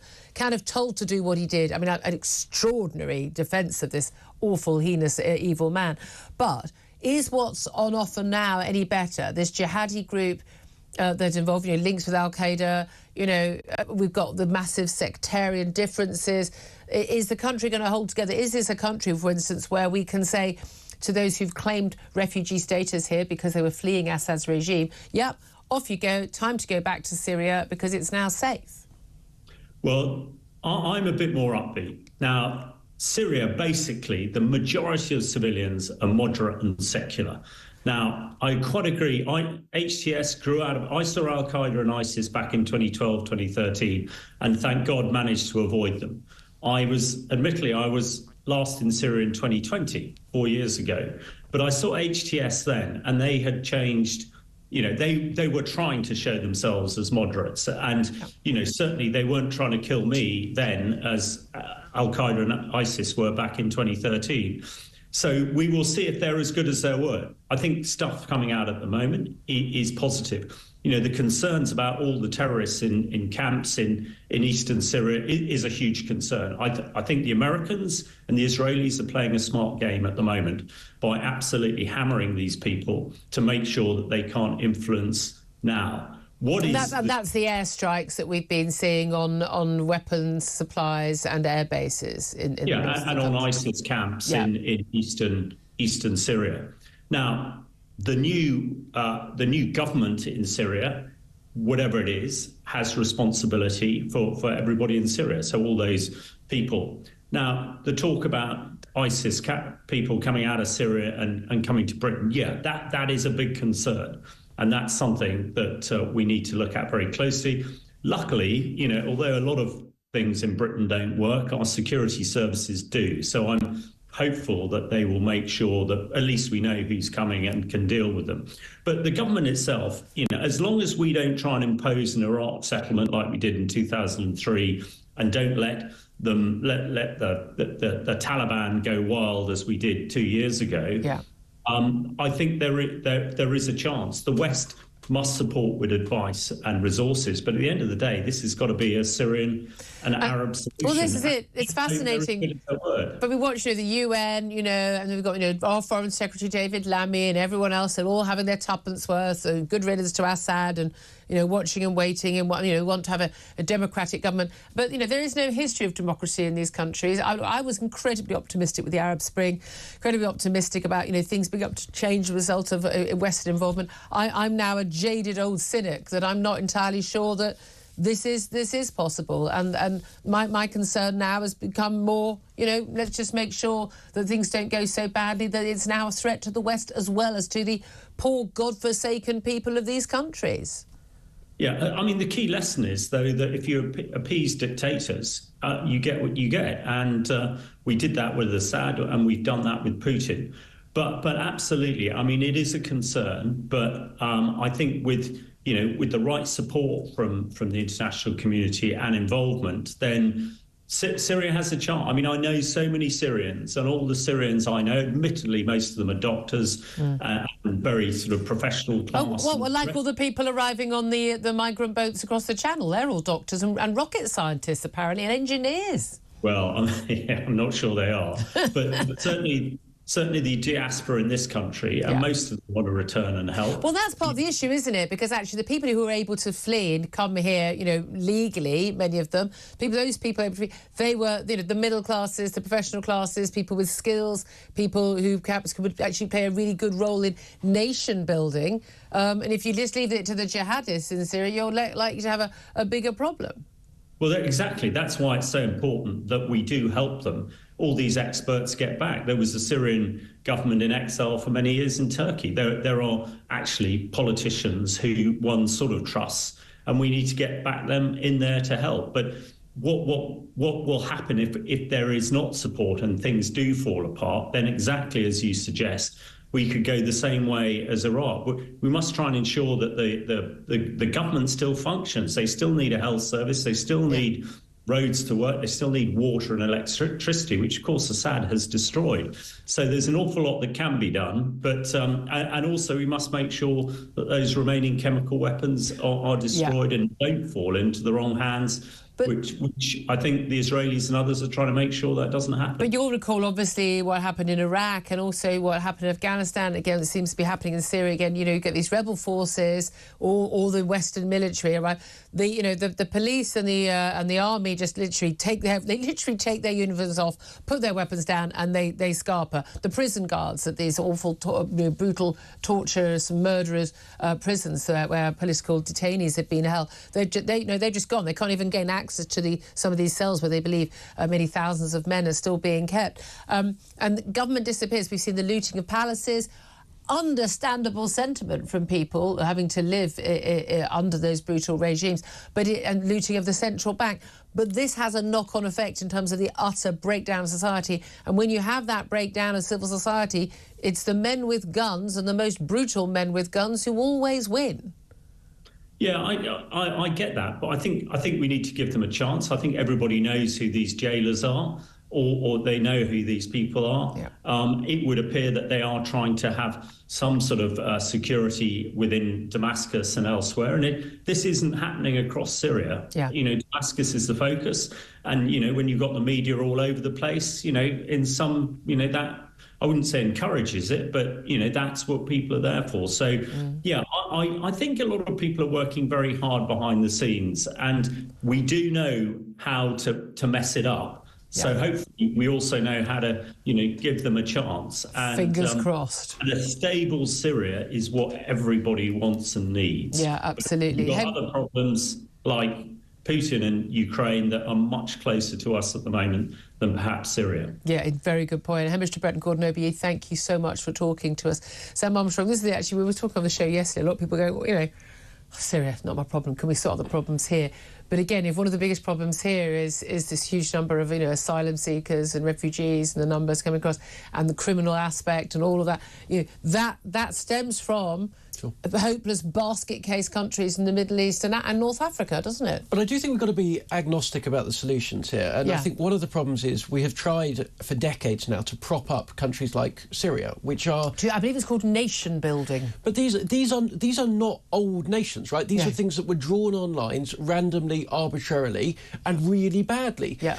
I think we've come to a point now where we have to realise that attempting to put Sunnis, Shias, Kurds in multi-ethnic, multiracial, collaborating governments continually, time and time again, leads to problems. We've seen it in Iraq. Kurdistan there is an enormously successful... We saw it in former Yugoslavia, for goodness sake. That's why they're divided up into ethno-states. There is something in which I think we've just got to be a bit more tolerant about the ideas that some of these borders may need to be redrawn. Yeah, and again, most of them were drawn. Most of the Middle Eastern lines. People criticise, Israel. Pretty much all those states. There were literally lines drawn in the sand. But isn't it funny how the rules are always different when it comes to Britain? Yeah. Always different. 11:48 is the time. Up next, we're going to talk about why British heritage is sometimes just history on life support and should be allowed to die. This is what one of Labour's biggest donors, your friend and mine, Dale Vince, has had to say. We'll talk to Connor Tomlinson from the Lotus Eaters podcast about that. This is Talk, the home of common sense.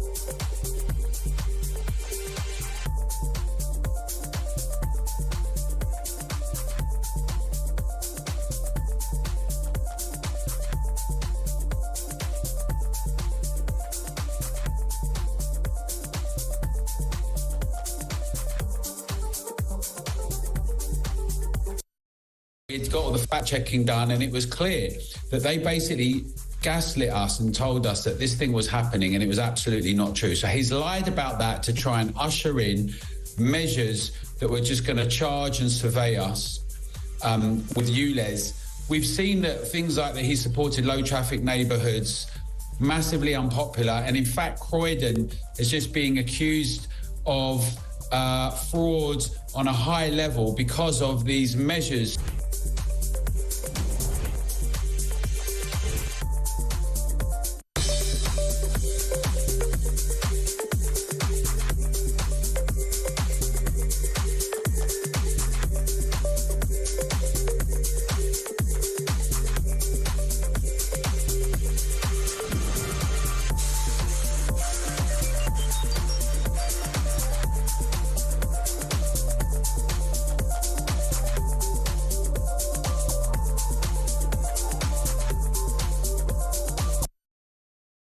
Across the UK, on DAB+, on your smart speaker, on your smart TV, and on your side.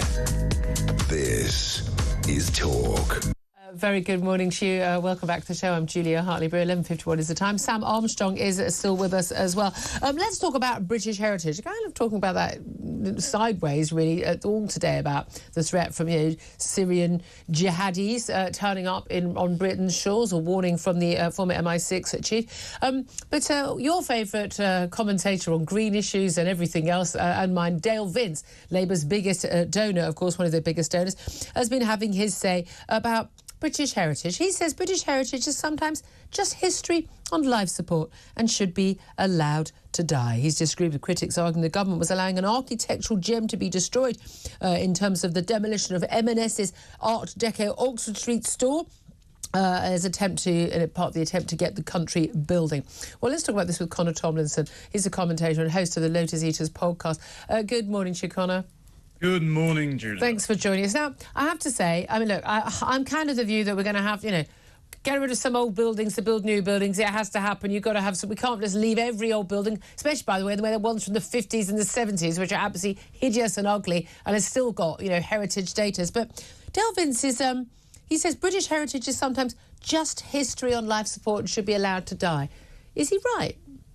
Well, I think this government and most of the House of Commons at this point are pretty keen on turning off life support, as last week's vote decided to show. Look, I think what's worth putting Dale Vince's comments in the context of are his previous statements. Now, Dale Vince, as you've already said, is one of Labour's largest donors, spent £5 million on the party and helping them get elected. Yeah. He's also spent a hell of a lot of money on what I can only describe as the climate equivalent of ISIS, which are the iterations of Just Stop Oil, Extinction Rebellion, Britain and the like, who decide to throw orange paint at some of our greatest heritage sites, like the Magna Carta or Stonehenge. So they don't have much in the way of respect, should we say, for... Yeah, let's put it that way. They seem to think that desecrating our national artefacts is somehow going to appease the climate gods and control the weather. So they're not the most sane takes on this. And also, Vince is putting a lot of money towards ensuring that energy-efficient policies are enacted because he himself runs a very large renewable energy. Yeah, complete coincidence, obviously, Connor. Oh, clearly, yes. And one of the reasons he's given for demolishing this Oxford Street store is energy efficiency. Now, bear in mind, Dale Vince's plan to make Britain entirely renewable I have costed this, the Global Warming Policy Foundation costed this, and then the National Grid independently costed this, all at about £3 trillion. Yep.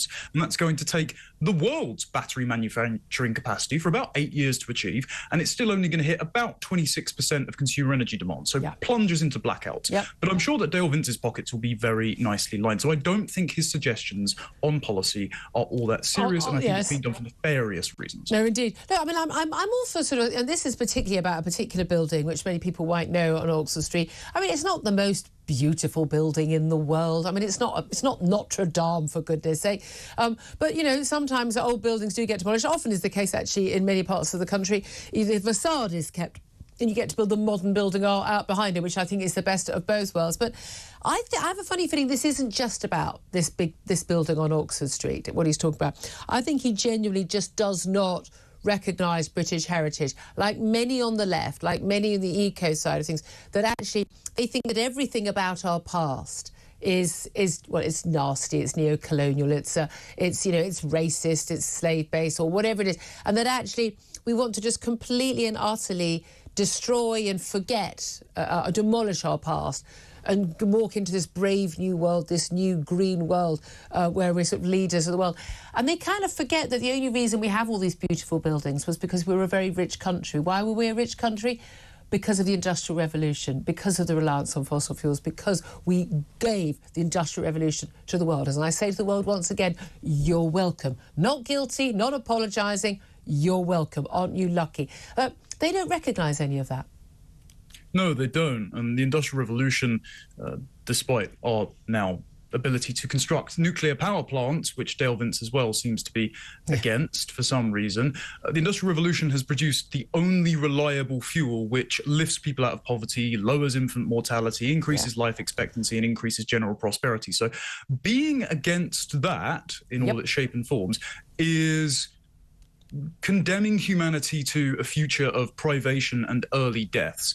Also, Dale Vince's standards for what constitutes a functioning civilization are questionable. I mean, first of all, if he's so concerned about energy inefficiency, he's not going down to Oxford Street and complaining about all of those neon-lit, foreign-owned tourist trap businesses that seem to be popping up everywhere with fake American candy and really gauche knickknacks that probably spending a lot more on energy for the size of the property than the M&S store itself is. But also, Dale Vince, when he was on Times Radio, I think it was last year, got in a spot of bother because he was asked about Hamas, and he said, I think one man's terrorist is another man's freedom fighter. Now, he's since obviously condemned Hamas and said anyone suggesting support for that is labelling him in some way. But to even put them in the same sentence as a freedom fighter raises questions about what he thinks a great society looks like. And I'd like to remind him just one last thing as well. All those rockets that Hamas have been firing at Israel from before and since October 7th aren't the most carbon neutral. No, they absolutely aren't, are they not? Thank you very much indeed, Conor Tomlinson, their commentator and host of the Notice Eaters podcast. I mean, Dale Vince, I think, talks an awful lot of nonsense on a lot of things. Hi, Dale, love you. We couldn't get him on the show today, unfortunately, but you know you're welcome anytime. I mean, we've had various debates, and he picks up on tweets and things that I post, and genuinely is unbelievably unknowledgeable about the facts on either climate change or on clean energy. I mean, unbelievably unknowledgeable for someone who works in this field. It blows my mind. Mind you, so is Ed Miliband, and he's the Energy Security Secretary. Energy security, my backside, but there we are. But there are lots of people. I think there's a real link between the sort of... There's the eco activists, there's the sort of the anti-capitalists, the sort of all the sort of the culture warriors, on all these issues, anti-Israel. I mean, you can kind of put them all together, all these fashionable views together, all of which are based on, I think, a deep A, immorality, B, ignorance, and C, just a sort of a complete lack of belief and love of this country. Well, look, people like Dale Vince, in my personal opinion, attack everything that makes this country great, everything that has led us to be there. And but it goes so much more than that. It's so much deeper than that. There is a sort of visceral, instinctive dislike of anything old or sort of sacred in our national life or anything that we're proud of. They actively dislike that. It reflects to me, in again, personal opinion, for the purposes of Mr. Vince's lawyers, a sort of unpatriotic sense or... They're not proud of our nation's history, which I think is very... You can't have to be proud of every single thing, but it is quite bizarre. Look at other countries around the world. We're doing all right. I mean, although, again, would we be doing better or worse if Keir Starmer was ever in the country? But there we are. Lots more to talk about. Brendan Neal coming up next. More from Sam Armstrong as well. This is Talk. We are the home of common sense.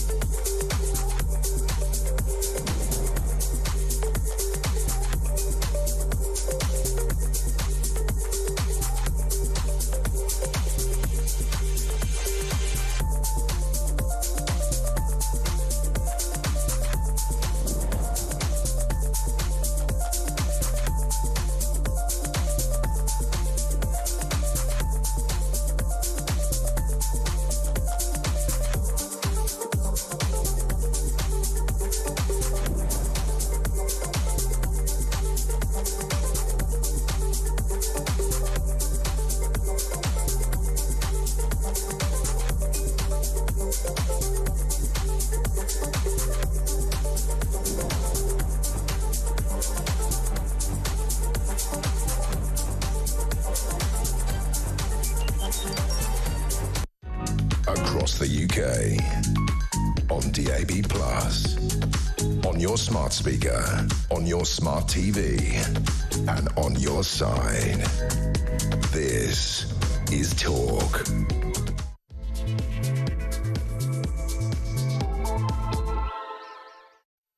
And a very good afternoon to you. Welcome back to the show. This is Talk, the home of common sense. And whether you're listening on DAB Plus radio, on your smart speaker, watching on YouTube, your connected device, it is great to have your company. Great to have the company also of commentator Sam Armstrong. Always welcome. Coming up in this hour, we're going to be talking to Brendan O'Neill up next. Obviously, chief political writer, obviously at Spiked Online.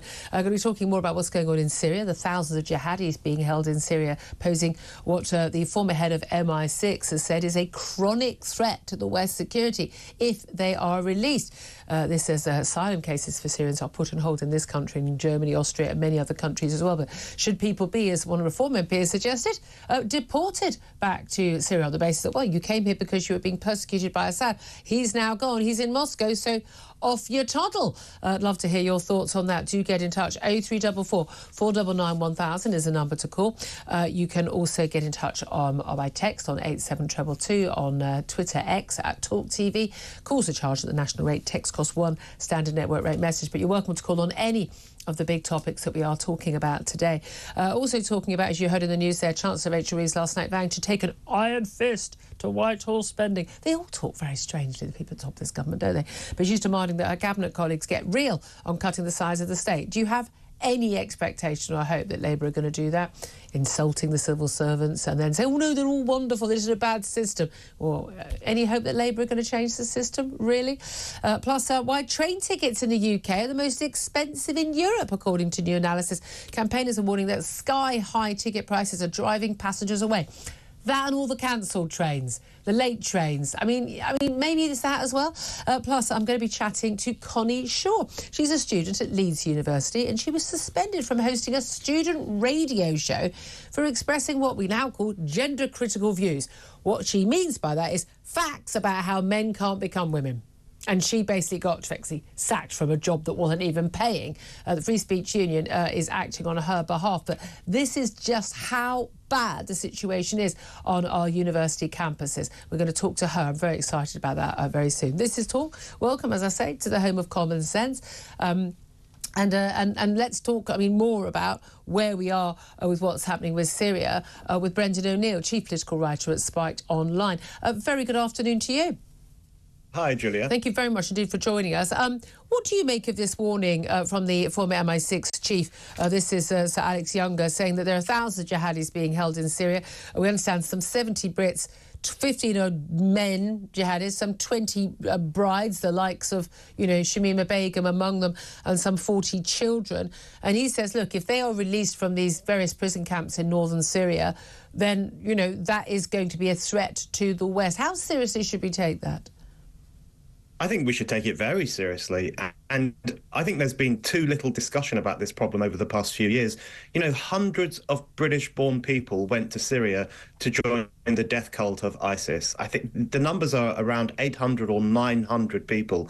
A lot of them have already come back. Yep. Some have been charged. Not enough of them have been charged, in my view. But there are still some there in the Kurdish-run prisons. And these people pose a threat. If you run away from a civilized country like Britain to join one of the most evil movements on earth and you assist in the slaughter of innocent Syrians and Kurdish people and women and gay people and so on, then you are by definition a threat. You are by definition a problem. So I think the countries of Europe have got to be very careful not just to throw open the doors to these citizens of ours who've done something very, very wicked. This is the thing, the big battles over Shamima Begum. I was always the view, look, she's a British citizen. She hasn't got a right to citizenship anywhere else. She's our problem, but I want her in prison here. But given that we wouldn't put her in prison here for her undoubted crimes, I'm sorry, she was supporting Islamic State, a terrorist organisation. There you go. I don't think she was far too bright. She wasn't groomed. It's an absolute load of nonsense.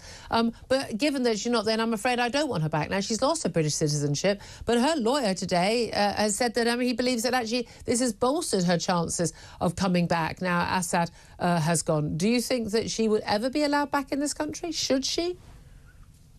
I personally don't think she should. And my view is that if you join a group like ISIS, or if you throw your support behind a group like ISIS, you yourself have destroyed your British citizenship, because you joined our sworn foes in what was at the time a global battle. This is a movement that killed people not only in Syria and Iraq, but across Europe, in France, in Germany, and in Britain. You know, ISIS inspired some of the worst terrorist attacks here, including the Manchester Arena bombing in 2017, in which loads of kids were killed. You know, if you go and join a movement that is responsible for those kinds of atrocities against Britain and against Europe, then you destroy your citizenship yourself. So I don't really think these people should be allowed back. I think we've got to be very firm and say, listen, this to us is like running away in the 1930s to join the Nazi Party. And that's a very serious crime. It's a crime of treason.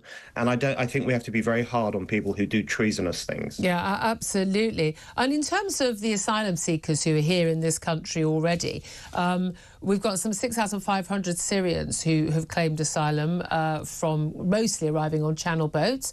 1 in 6 of those who do get granted refugee status in this country is from or claims to be from Syria, given we know so many people destroy their paperwork. Should we be saying to those people, well, Assad's gone now. Assad was the reason you were here. Off you toddle back to Syria. Would that be reasonable given the chaos currently in that country? I think this is probably a bit more of a tricky question, because I think it's absolutely true that part of being a refugee is that eventually you go home. And we were told time and again, these people are not migrants, they're not economic migrants, they're not just coming here to work. They're refugees, they're seeking asylum. Fine, a lot of them were genuine refugees. But part of being a refugee is that once things settle in your homeland, you return home. So I think that's a very good argument to make in relation to the Syrians here. But it's a little bit tricky because Syria is still in a state of flux. I don't think the conflict is going to stop anytime soon. We know Turkey is in there going against the Kurds. We know that Israel is making moves to try and settle things down as well. So I think it's not so simple as just shoving the door in people's faces and saying go home. But at the same time, if we are serious about the refugee situation, then part of that is helping people to return home when we can. Indeed. Well, talking of people coming to this country, Rachel Reeves, the Chancellor, yesterday warned the EU that making hardline demands for the post-Brexit reset of relations with the UK risks harming their economic and all of our economic growth. She's basically saying this demand that there should be free movement for young people to come and live and work in this country and guaranteed fishing rights and all of that in return for better trading relations, she says will actually damage the EU. Now, I mean, interesting to see, sounds like she's almost standing up for British rights and Brexit there, which I think will come as a surprise to many of us. But do you hold out any faith as a fellow Brexiteer that actually this incredibly, not just Remain, but Remona Labour government, bearing in mind that Keir Starmer spent a good 3 years trying to undermine Brexit until the 2019 election was won by Boris Johnson to get Brexit done, that actually they will pave the way towards some sort of, you know, basically sort of going back in, but not really wink to the EU, opening our borders to more young people to come and work here? Yeah, I don't trust this Labour government with Brexit at all. It would be like asking a fox to look after the chickens. We know this is a government of people who not only voted Remain, but as you say, were passionately opposed to Brexit and actually tried to stop it from happening. Yep. That's a very serious thing to do because 17.4 million people voted for Brexit, and we were two of them, you and I, Julia. So I don't trust them with Brexit, and I think it's very worrying that Rachel Reeves is attending the Eurogroup meeting of finance ministers. You know, that's not something that she should be going to. And also these talks about a reset. Look, of course, we need relations with the European Union. They're right next door to us. We trade with them and we should deal with them. But it sounds to me like they're making demands already of Brexit Britain. They want us to accept freedom of movement. They want us to water down some of our Brexit approaches that we've been taking. And I don't trust that Rachel Reeves or Keir Starmer will be able to stand up to that for very long. So Brexiteers have got to be incredibly vigilant. We voted to sever our ties with the European Union, and we've got to stick to that as a country. Yeah, absolutely. I held out no hope. I really don't. Let me also talk to you about what's going on in the Middle East a bit further afield than from Syria, although, of course, Israel very much involved in what's going on, in bombing some of those Syrian rebel fuel dumps, weapons dumps and depots and airfields and the like, basically saying, you're not going to be a threat to us, whatever happens in Syria. But we've also seen the Israeli Prime Minister, Benjamin Netanyahu. He's accused of bribery, fraud and breach of trust. She's sitting in a trial, a corruption trial, as of today, becoming the first sitting Prime Minister in Israel's history to take the witness stand in his own corruption trial. He's called this a witch hunt, appearing in a Tel Aviv district court. Now, what happens in the very independent judicial system of Israel is a matter for the Israeli people, and if people are charged with crimes, or whoever they are, Prime Minister or not, I think they should face those trials. Very different system in America, as we know. However, what did you make of the fact that there is an arrest warrant out from the International Criminal Court for Benjamin Netanyahu for war crimes? But President Bashar al-Assad, a man who has been a brutal dictator for years, who has killed some 500,000 of his own people, gassed innocent men, women and children in their homes and schools in his own country, bombed, tortured, brutally murdered so many people. He's now taken his spare $2 billion and headed off to Moscow. He hasn't faced an arrest warrant from either the ICJ or the ICC. But Benjamin Netanyahu, a democratically elected Prime Minister of Israel, has, over a war that's only been going on for a year, as opposed to a civil war that's been going on since 2011. Why do you think that is, Brendan? Isn't it interesting that it's always Israel that gets accused of genocide and war crimes, and not only by the International Criminal Court, and the ICJ is thinking about this as well, but also by activists on the streets and sections of the media class. They're obsessed with this idea that Israel is a uniquely murderous nation and a uniquely genocidal nation. And I'm sorry, but to my mind, this has long ago crossed the line from legitimate political criticism into outright bigotry.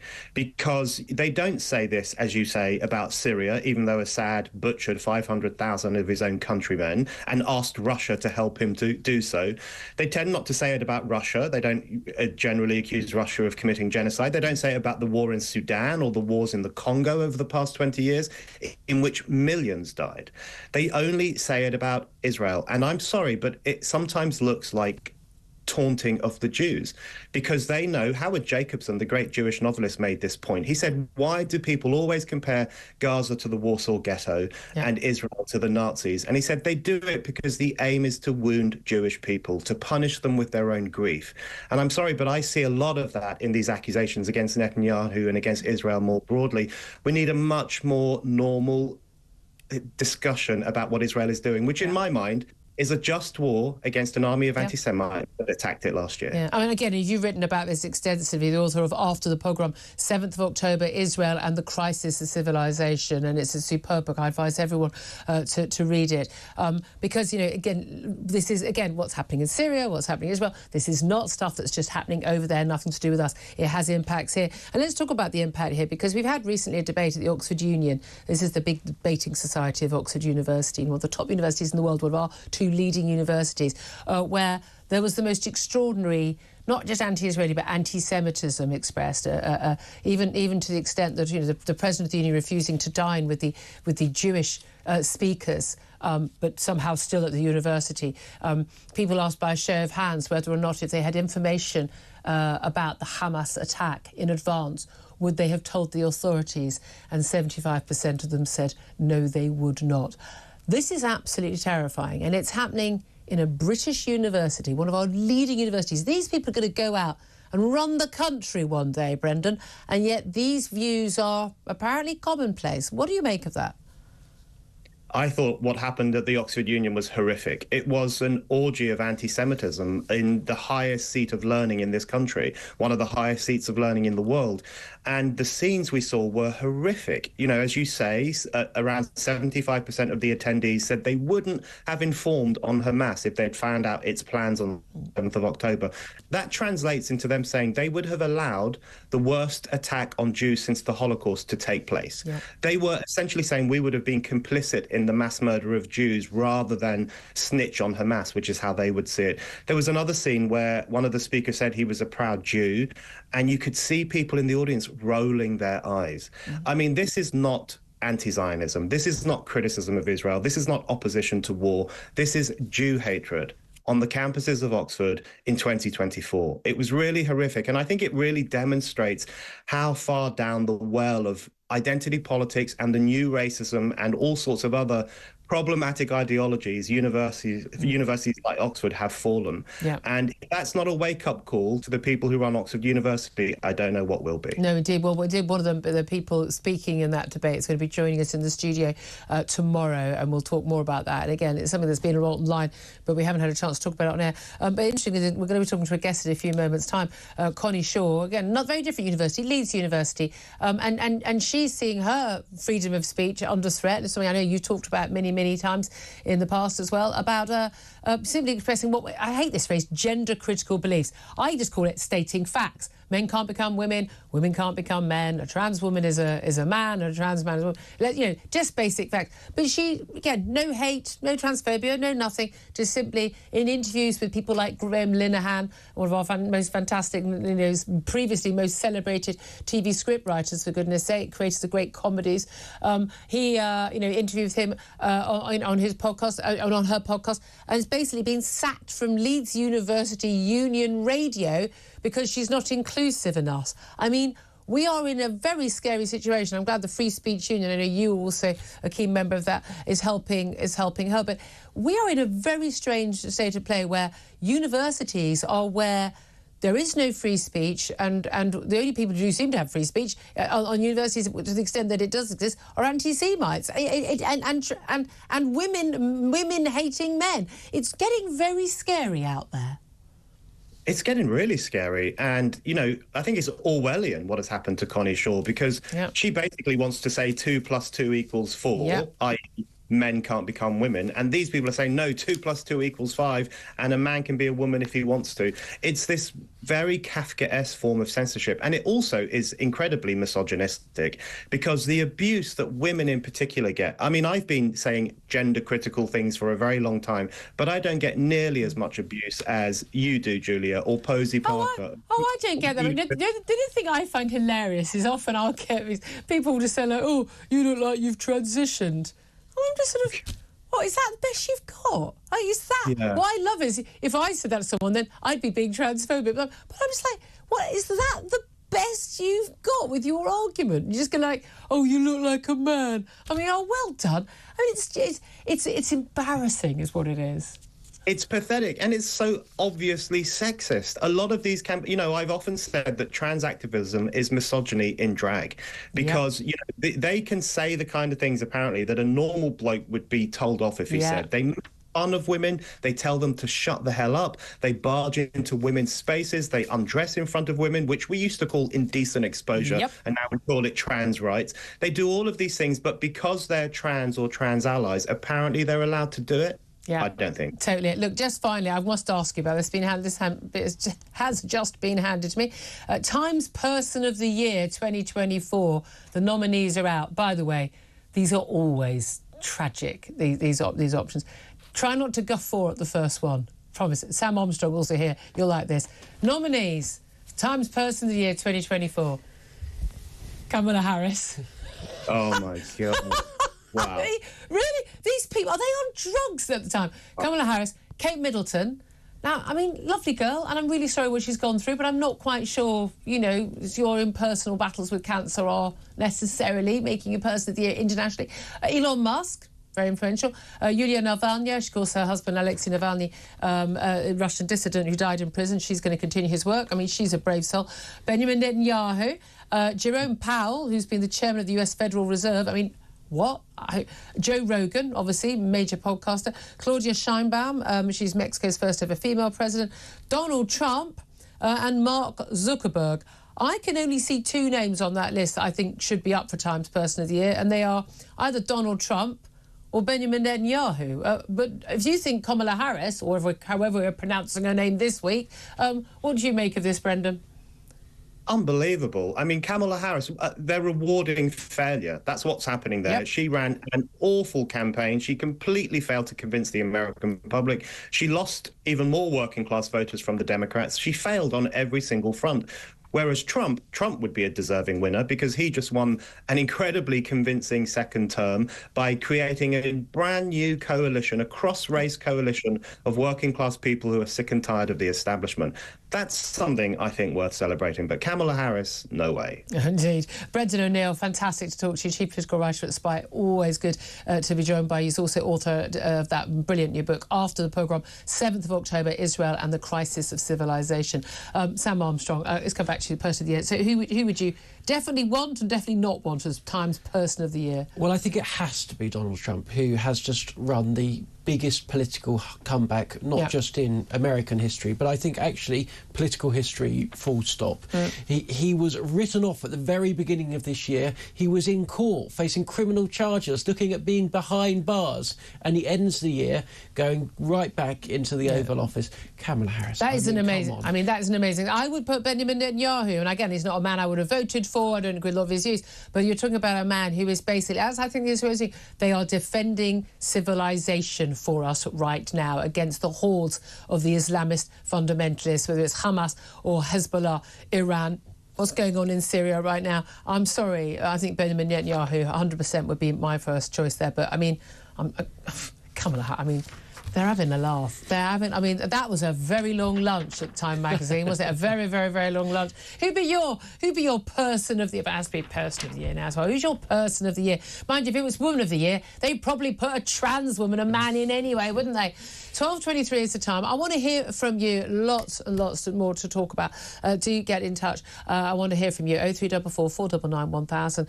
This jihadi threat, everything we've been talking about with Brendan O'Neill. You've got to talk about that to Connie Shaw. She's the I take this phrase, gender-critical feminist who's been ousted from student radio in Leeds University. Also want to hear your thoughts specifically on Time Person of the Year. Who would yours be? Get in touch, send us a message. This is Talk, the home of common sense.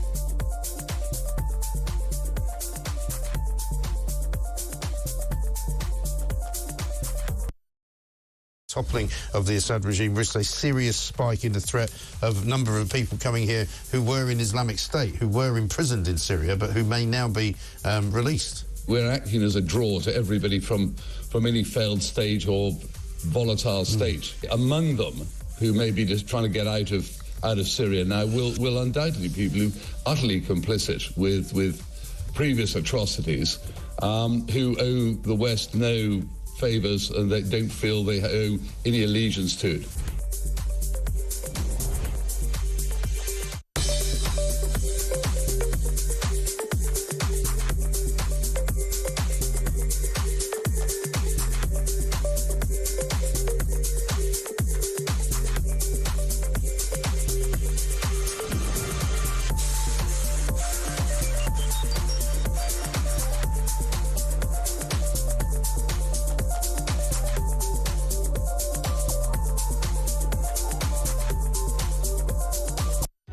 Across the UK, on DAB+, on your smart speaker, on your smart TV, and on your side. This is Talk.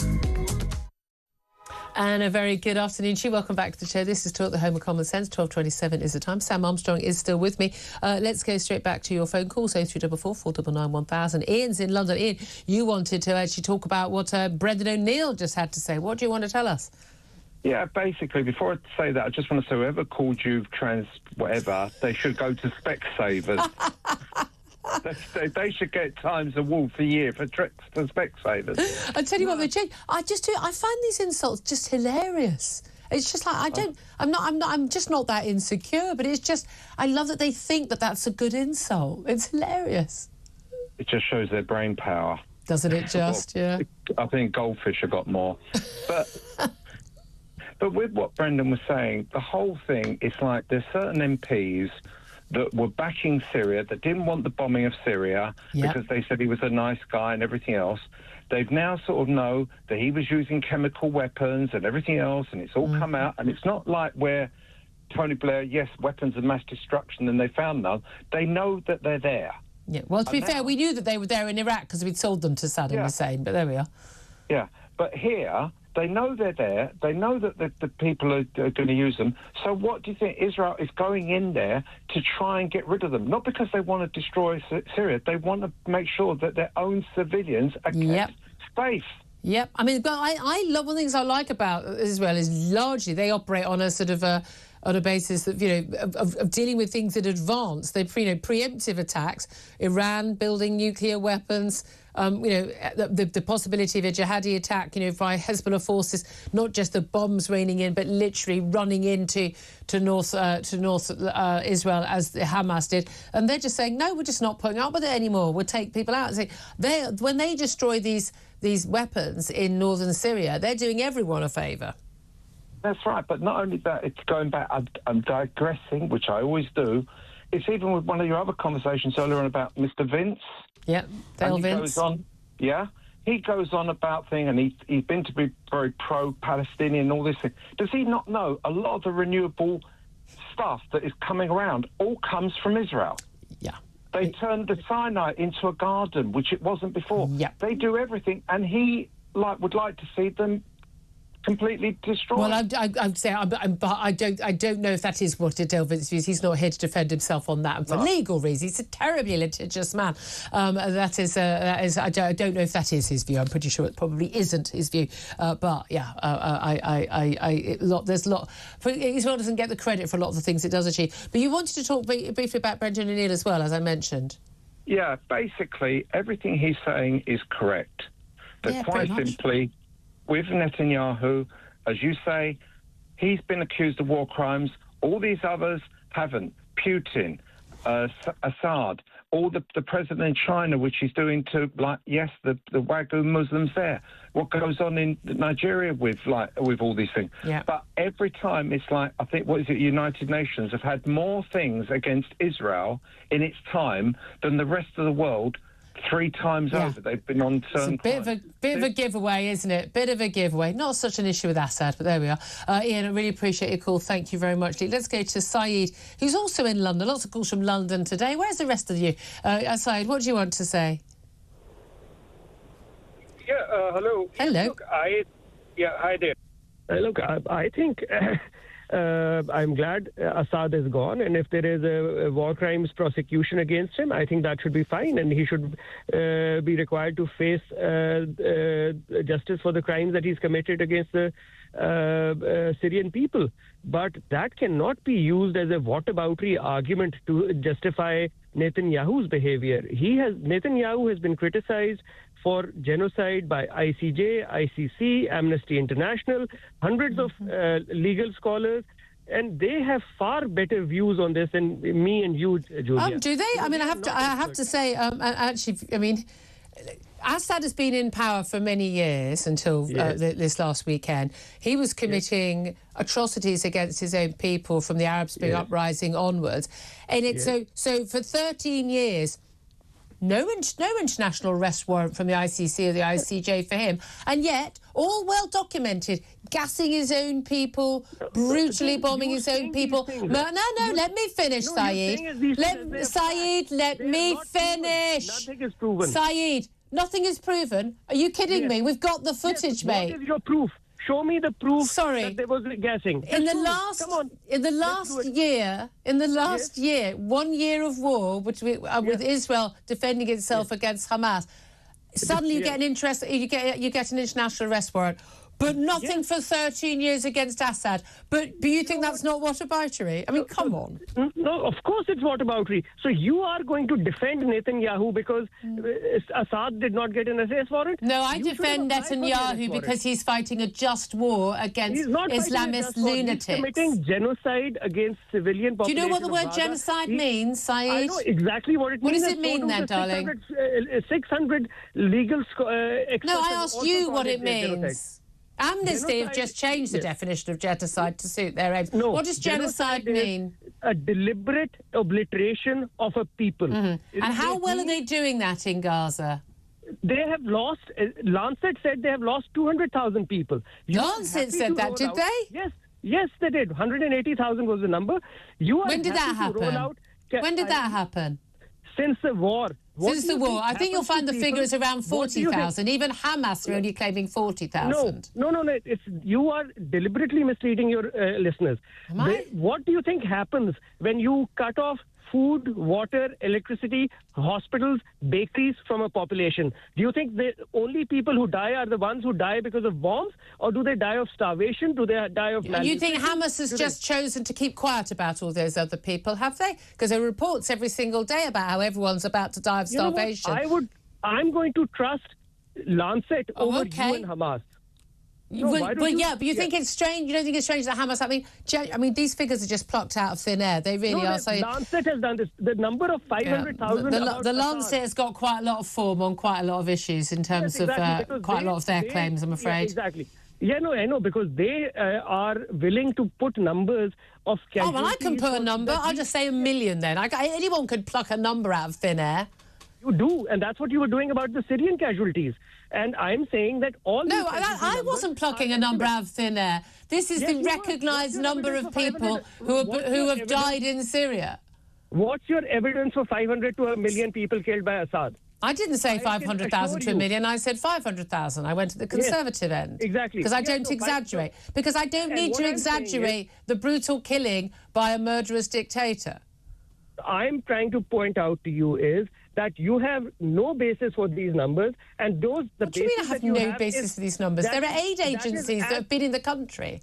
So when the aid agencies talk about Gaza deaths, you ignore them because you don't really care about Gaza deaths. No, the aid, but there are supposedly official statistics from the Hamas-run health authority in Gaza, and they've had to revise them down because they made a load of it up, obviously. But it's in the 40,000 mark. The Israelis reckon they killed about 20,000 fighters, so we're looking at roughly 50% civilian death toll. That is extraordinary in wartime, given that the terrorists are deliberately using the civilians to shield themselves. I tell you what, we wouldn't have a single civilian death in Gaza if the terrorists allowed the civilians into the tunnels where they hide, would we?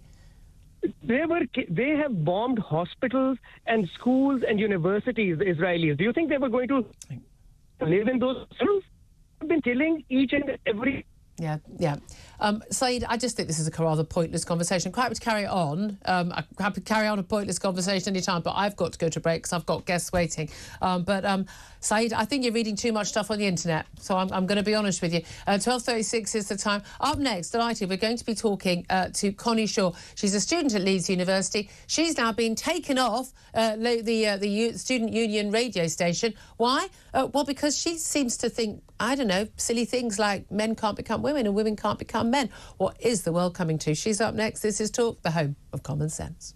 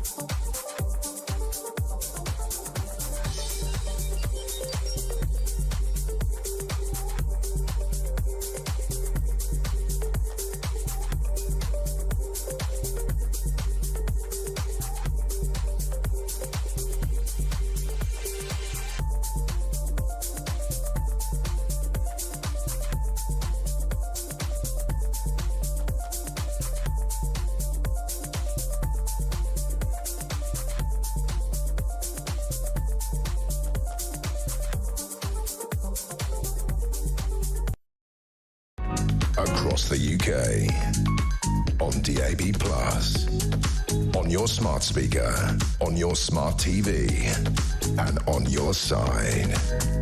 This is Talk. Very good afternoon to you. This is Talk, the home of common sense, with me, Julia Hartley-Brewer. Still with me is commentator Sam Armstrong, who's also leading light in the Free Speech Union. And you guys are helping our fellow guest in the studio. And we'll come back to you in a moment to find out what you're going to hopefully be able to do for, sanity and facts, because that's kind of what the Free Speech Union is about these days. But I am so delighted to welcome to the studio Connie Shaw, who is a university student at Leeds University, and you were, until very recently, very much involved in the Student Union radio, wanting to maybe make that your career and very much involved in it. And now you're not, because you're on the naughty step. Explain to us what happened and why you're on the naughty step. Well, I was the daytime editor at Leeds Student Radio, but I also started my own podcast in September, and I'm gender critical, and I wanted to talk about gender ideology. Explain what gender critical means for people who, frankly, have got lives and families and jobs to be getting on with. So, gender critical refers to the idea that sex is real and immutable, and gender is made up and false. So, men can't become women, women can't become men, really basic stuff that pretty much 99% of the population knows to be true. Essentially. Yeah. So you had a podcast? Yes, you and talked about these views? The second episode of my podcast, I interviewed a detransitioner, and there was quite a bit of backlash from students. People said that it was just far right, and that, would you defend a rape advocate if they were to have a sensible conversation? That was a comparison that one person would you defend a rape advocate? Yes. Was the same as talking to someone who had transitioned gender, regretted it, and had tried to return back to their previous one. OK, interesting comparison. Yeah. You also interviewed Graham Linehan. Yes. And then the day after that interview of Graham came out, he also published an article that I wrote for his Substack. And then the day after that, I was told that I had been suspended from Leeds Student Radio. For the heinous crime of... I'm not sure. They said that I had been accused of misconduct, such as putting the health and safety of other members at risk, of not acting in a duty of care and putting LSR into disrepute. Look, this leads to student radio. Yeah. So, yeah, presumably we're talking about the mental health, because we're often told, aren't we, that words are violence by this group of people, this social justice warriors, but also that someone even hearing someone questioning whether a man can become a woman or a woman become a man, or statements of fact that trans women are by definition men and trans men are by definition women, that even those statements stated as simple facts with no animosity, just simple facts, that somehow is so traumatic for some people to hear, whether they believe they are trans or not themselves, that it is beyond the pale that you should be allowed to say it. So they just said, look, basically, you're not involved in the radio anymore. This is it, you're out. Well, no, the investigation... There's an investigation? Yes, the investigation went on for a month. And what were they investigating? Well, I wasn't actually sure the entire time, because I was told the investigation was not about my rights to hold and say gender-critical views. Because those, of course, are protected legally. Yes, Maya Forstadt, we have her to thank for that. Yes. Stating facts is actually legally protected in this country. But they also asked me, how do you maintain an inclusive environment at LSR when your choice to publicly post your views makes some feel unincluded? Right. So, did they worry about you feeling that you might be unincluded by the fact that you understand facts? It didn't come across to me in the interview that was the case, although I have been offered help for reintegration to the society, because I'm still able to return as a member, but I'm not allowed to continue in my committee position. And there has been a suggestion that you could perhaps offer an apology. Yes, they said that if I want to run for committee again, I can only do this if I provide a written apology to the wider membership and take mandatory training. Mandatory training in what? Online conduct. Online conduct. And what sort of form would an apology take for, I'm very, very sorry for stating known biological fact? Well, it turns out that the basis on which I've been suspended is because I've brought LSR into disrepute, but I'm not sure how I've done that. By stating facts? Yes, it would seem that way. So I'm not sure what I'd be apologising for. I mean, we spoke to Brendan O'Neill from Spiked Online about this. He's written so much about the madness of what's going on our campuses. And he said, this is, it's Kafkaesque, it's Orwellian. I mean, these words we throw around now, but it really is. You've committed a thought crime, is what's happened. You've committed a thought crime. You refuse to play along with something that you know is not true.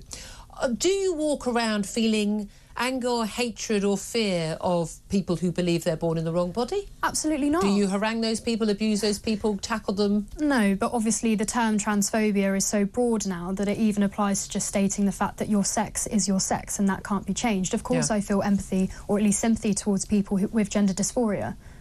Would you ever, to get back on the radio, to get back into it, would you ever agree to apologise? No. Why not? Because I don't know. I'm not saying you should. I actively don't want you to. I don't know what I'd be apologising for. I'd find it very hard to even start writing that letter. How bad is it at university nowadays? Because we hear all these things. When I was at university, way back when in the dark ages, we had this weird thing that we went to university to experience other people, other ideas, to be questioned, and debates. OK, let's be honest, there was also quite a lot of drinking as well. But when you debate it was about hearing other people's opinions, whether it was in the union, whether it was the student paper, whether it was just in the bar, in your room over tea and toast. And hearing other people express views that you hadn't heard before or didn't agree with was considered the norm. In my day, genuinely, the idea that you would complain about someone giving a view that you didn't like, people would look to you like you were insane, because you would be, to complain at university at hearing ideas you didn't like. It now appears to be the norm, and we hear a lot about this happening at the top universities in America, the Harvards or wherever, and Oxford and Cambridge, and we had this recent debate at Oxford Union over the issue of Israel and the like. But this is across the board in every university. Yes, and in fact, I've had private messages from people not just at Leeds but at universities across the country telling me that this has happened to them as well, for very similar situations, for having gender-critical views. So my case is not an isolated incident, and it's reflective of the state of freedom of speech, specifically about sex and gender at universities. Exactly, and again, this is very ties in with Maya Forstadt, who had to go all the way to the top court in the land to get a ruling to show that yes, gender-critical views, i.e. stating facts, let's call it what it is, stating facts about sex, should be protected beliefs in this country. The fact that anyone even had to go to court over that is extraordinary. But in all of these cases, it's not you're not going up and abusing people. You're not making people feel uncomfortable by just being rude to them. You're simply stating very politely and perfectly respectfully in an article or in a podcast your views on factual matters that impact you as a woman, and they impact me as a woman, anyone listening here. And you're being accused of almost like, say, a thought crime. Yes, it would seem that way. What's been the reaction of your friends and many others? Are people supporting you publicly, or have people sort of gone, whoa, she's going to be cancelled, I'm getting the hell away from her? Well, the online reaction from the public has been overwhelming, and I never expected something like this to happen. Well, J.K. Rowling retweeted an article you've written about this. Yes. Support from people at uni has been private. I'm not aware of any public support. But that's fine. If I'm any example to go by, I understand why someone wouldn't want to associate themselves with me. I mean, that's just appalling. That is so appalling. I mean, the whole reason why I bought my Free Speech Union membership was because someone who helped me edit that podcast with Charlie was told by a separate society that they must distance themselves from my work. And so you thought, I'm going to pay... Well, it's paid off very well. Yes. Sam Armstrong, I mean, quite by chance, on the same day, you've been aware of this case. You do work at this Free Speech Union. How can the Free Speech Union help not just Connie, but many others like her who haven't been as brave as her, people who maybe wouldn't do it in the first place, would apologise for something they've not done wrong, and all those people who are just, frankly, by the way, guys, brave up. I mean, you've got to start standing up for your beliefs here. What can you do to help? Yeah, well, the truth is that Connie's just one of 4,500 cases that the Free Speech Union have been involved in the past. And the majority do involve women. The single biggest category are women saying that they don't believe that men can become women, by far and away. They're losing their jobs. There is an attempt to shame them into silence. So what we're doing is, at the moment, we're appealing the decision in Connie's case, and we think that the student union have behaved unlawfully. And they haven't got a leg to stand on, have they? If needs be, well, what they're hoping is that Connie gives up. And that's what they always hope on, because to take action against the university would be, if Connie was by herself, incredibly expensive. There was meant to be a law coming in, by the way, to make this simple and easy to resolve. Too belatedly a law that the Tories were bringing in. And the first thing that Labour did in office was to suspend that law coming into effect. So it wasn't needed? Wasn't needed. Cancel culture. Nothing but a fake culture war. Yeah, I mean, it is absolutely terrifying. It's actually happening. I love, Connie, that you stood up for this. I love that you're open about it. I love that you're standing firm. I'm so glad the Free Speech Union, of which I'm a member as well, is standing by you. We'll give you any support we can here. I mean, we are the home of common sense. Common sense involves facts. It is absolutely extraordinary to me, though, how many students are being quiet because they don't want this to happen to them. Guys, students of Britain, if you're clever enough to be at university, you should be clever enough to know the difference between a fact and an opinion, and you should be standing up for facts. Men can't become women and women can't become men. Making that statement is not transphobic. It is not cruel. It's not non-inclusive. It's simply a statement of fact. You don't even have to agree with it. I don't even care if you agree with it, but you should agree with people's right to say it, because if you don't believe in freedom of speech, you've got no sodding business being at university. You should go home now, because your ability to master critical thinking is already long gone. If you are not standing up for the rights of people like Connie to speak their minds and speak freely, then frankly, this country has no hope for it at all. So speak out, make a placard, make a statement, send her a message, be honest. Come out, because there are more sane people than there are the crazy people who don't understand that 2 + 2 does always equal 4. Big thanks to you, Connie. Thank you so much. Keep us posted. Welcome back anytime. Can we give her a job, by the way, when she finishes? It sounds like she knows what she's doing. Connie Shaw, student at Leeds University, thank you very much indeed. This is Talk. We are the home of common sense.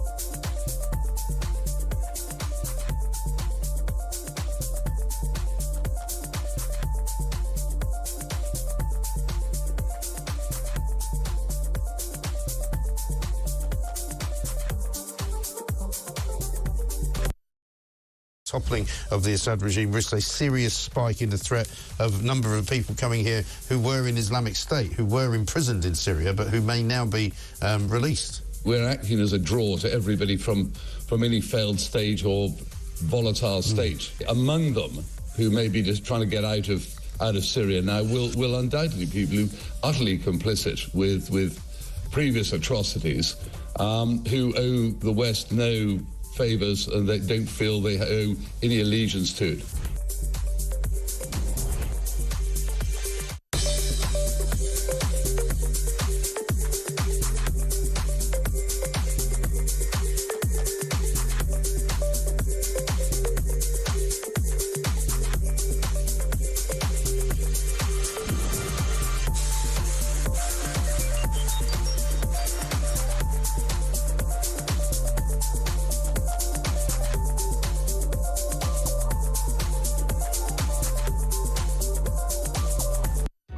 Across the UK, on DAB+, on your smart speaker, on your smart TV, and on your side.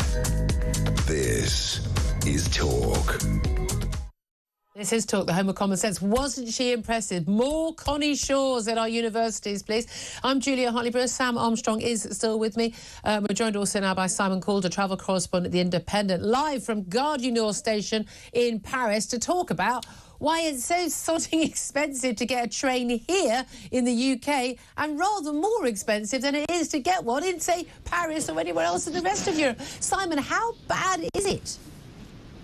It's not nearly as bad as people say, actually. And I'm really quite cross, Julia, because I've been looking at the survey and I've, more to the point, asked the people behind it, an environmental group based in Brussels, can I see your raw data, please? Because it doesn't look quite right to me. This is a campaign group called Transport and Environment, and they've done this research. They say that sometimes train companies basically are charging almost, more than 2 times the price for a similar distance travel in the UK than they are, say, in the rest of Europe. And you're saying this isn't true? Yes.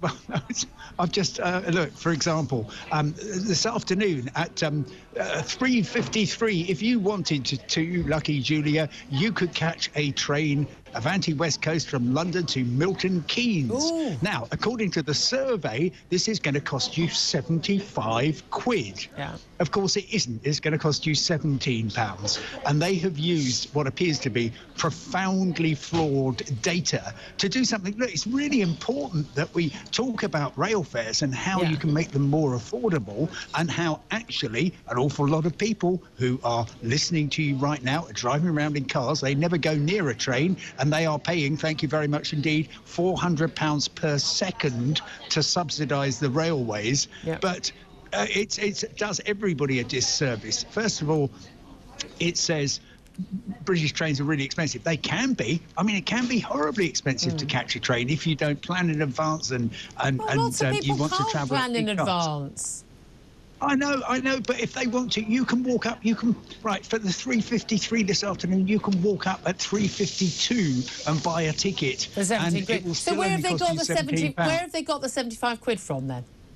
I have absolutely maybe they're first class idea, or something like that. Look, the key thing is, if there's more than one of you travelling, Simon, it's nearly always cheaper to travel by car than travel by train. And here's the thing. You might have a breakdown. There might be a problem on the motorway that holds you up. But the fundamental thing is you're not left stranded waiting for a cancelled train or a train that's massively delayed for hours and hours and then. I can't think of a single time when I've been travelling by train in the last couple of years when my plans haven't been disrupted or families' plans. I lost about sort of 10 guests, the weekend to trains that were cancelled the weekend.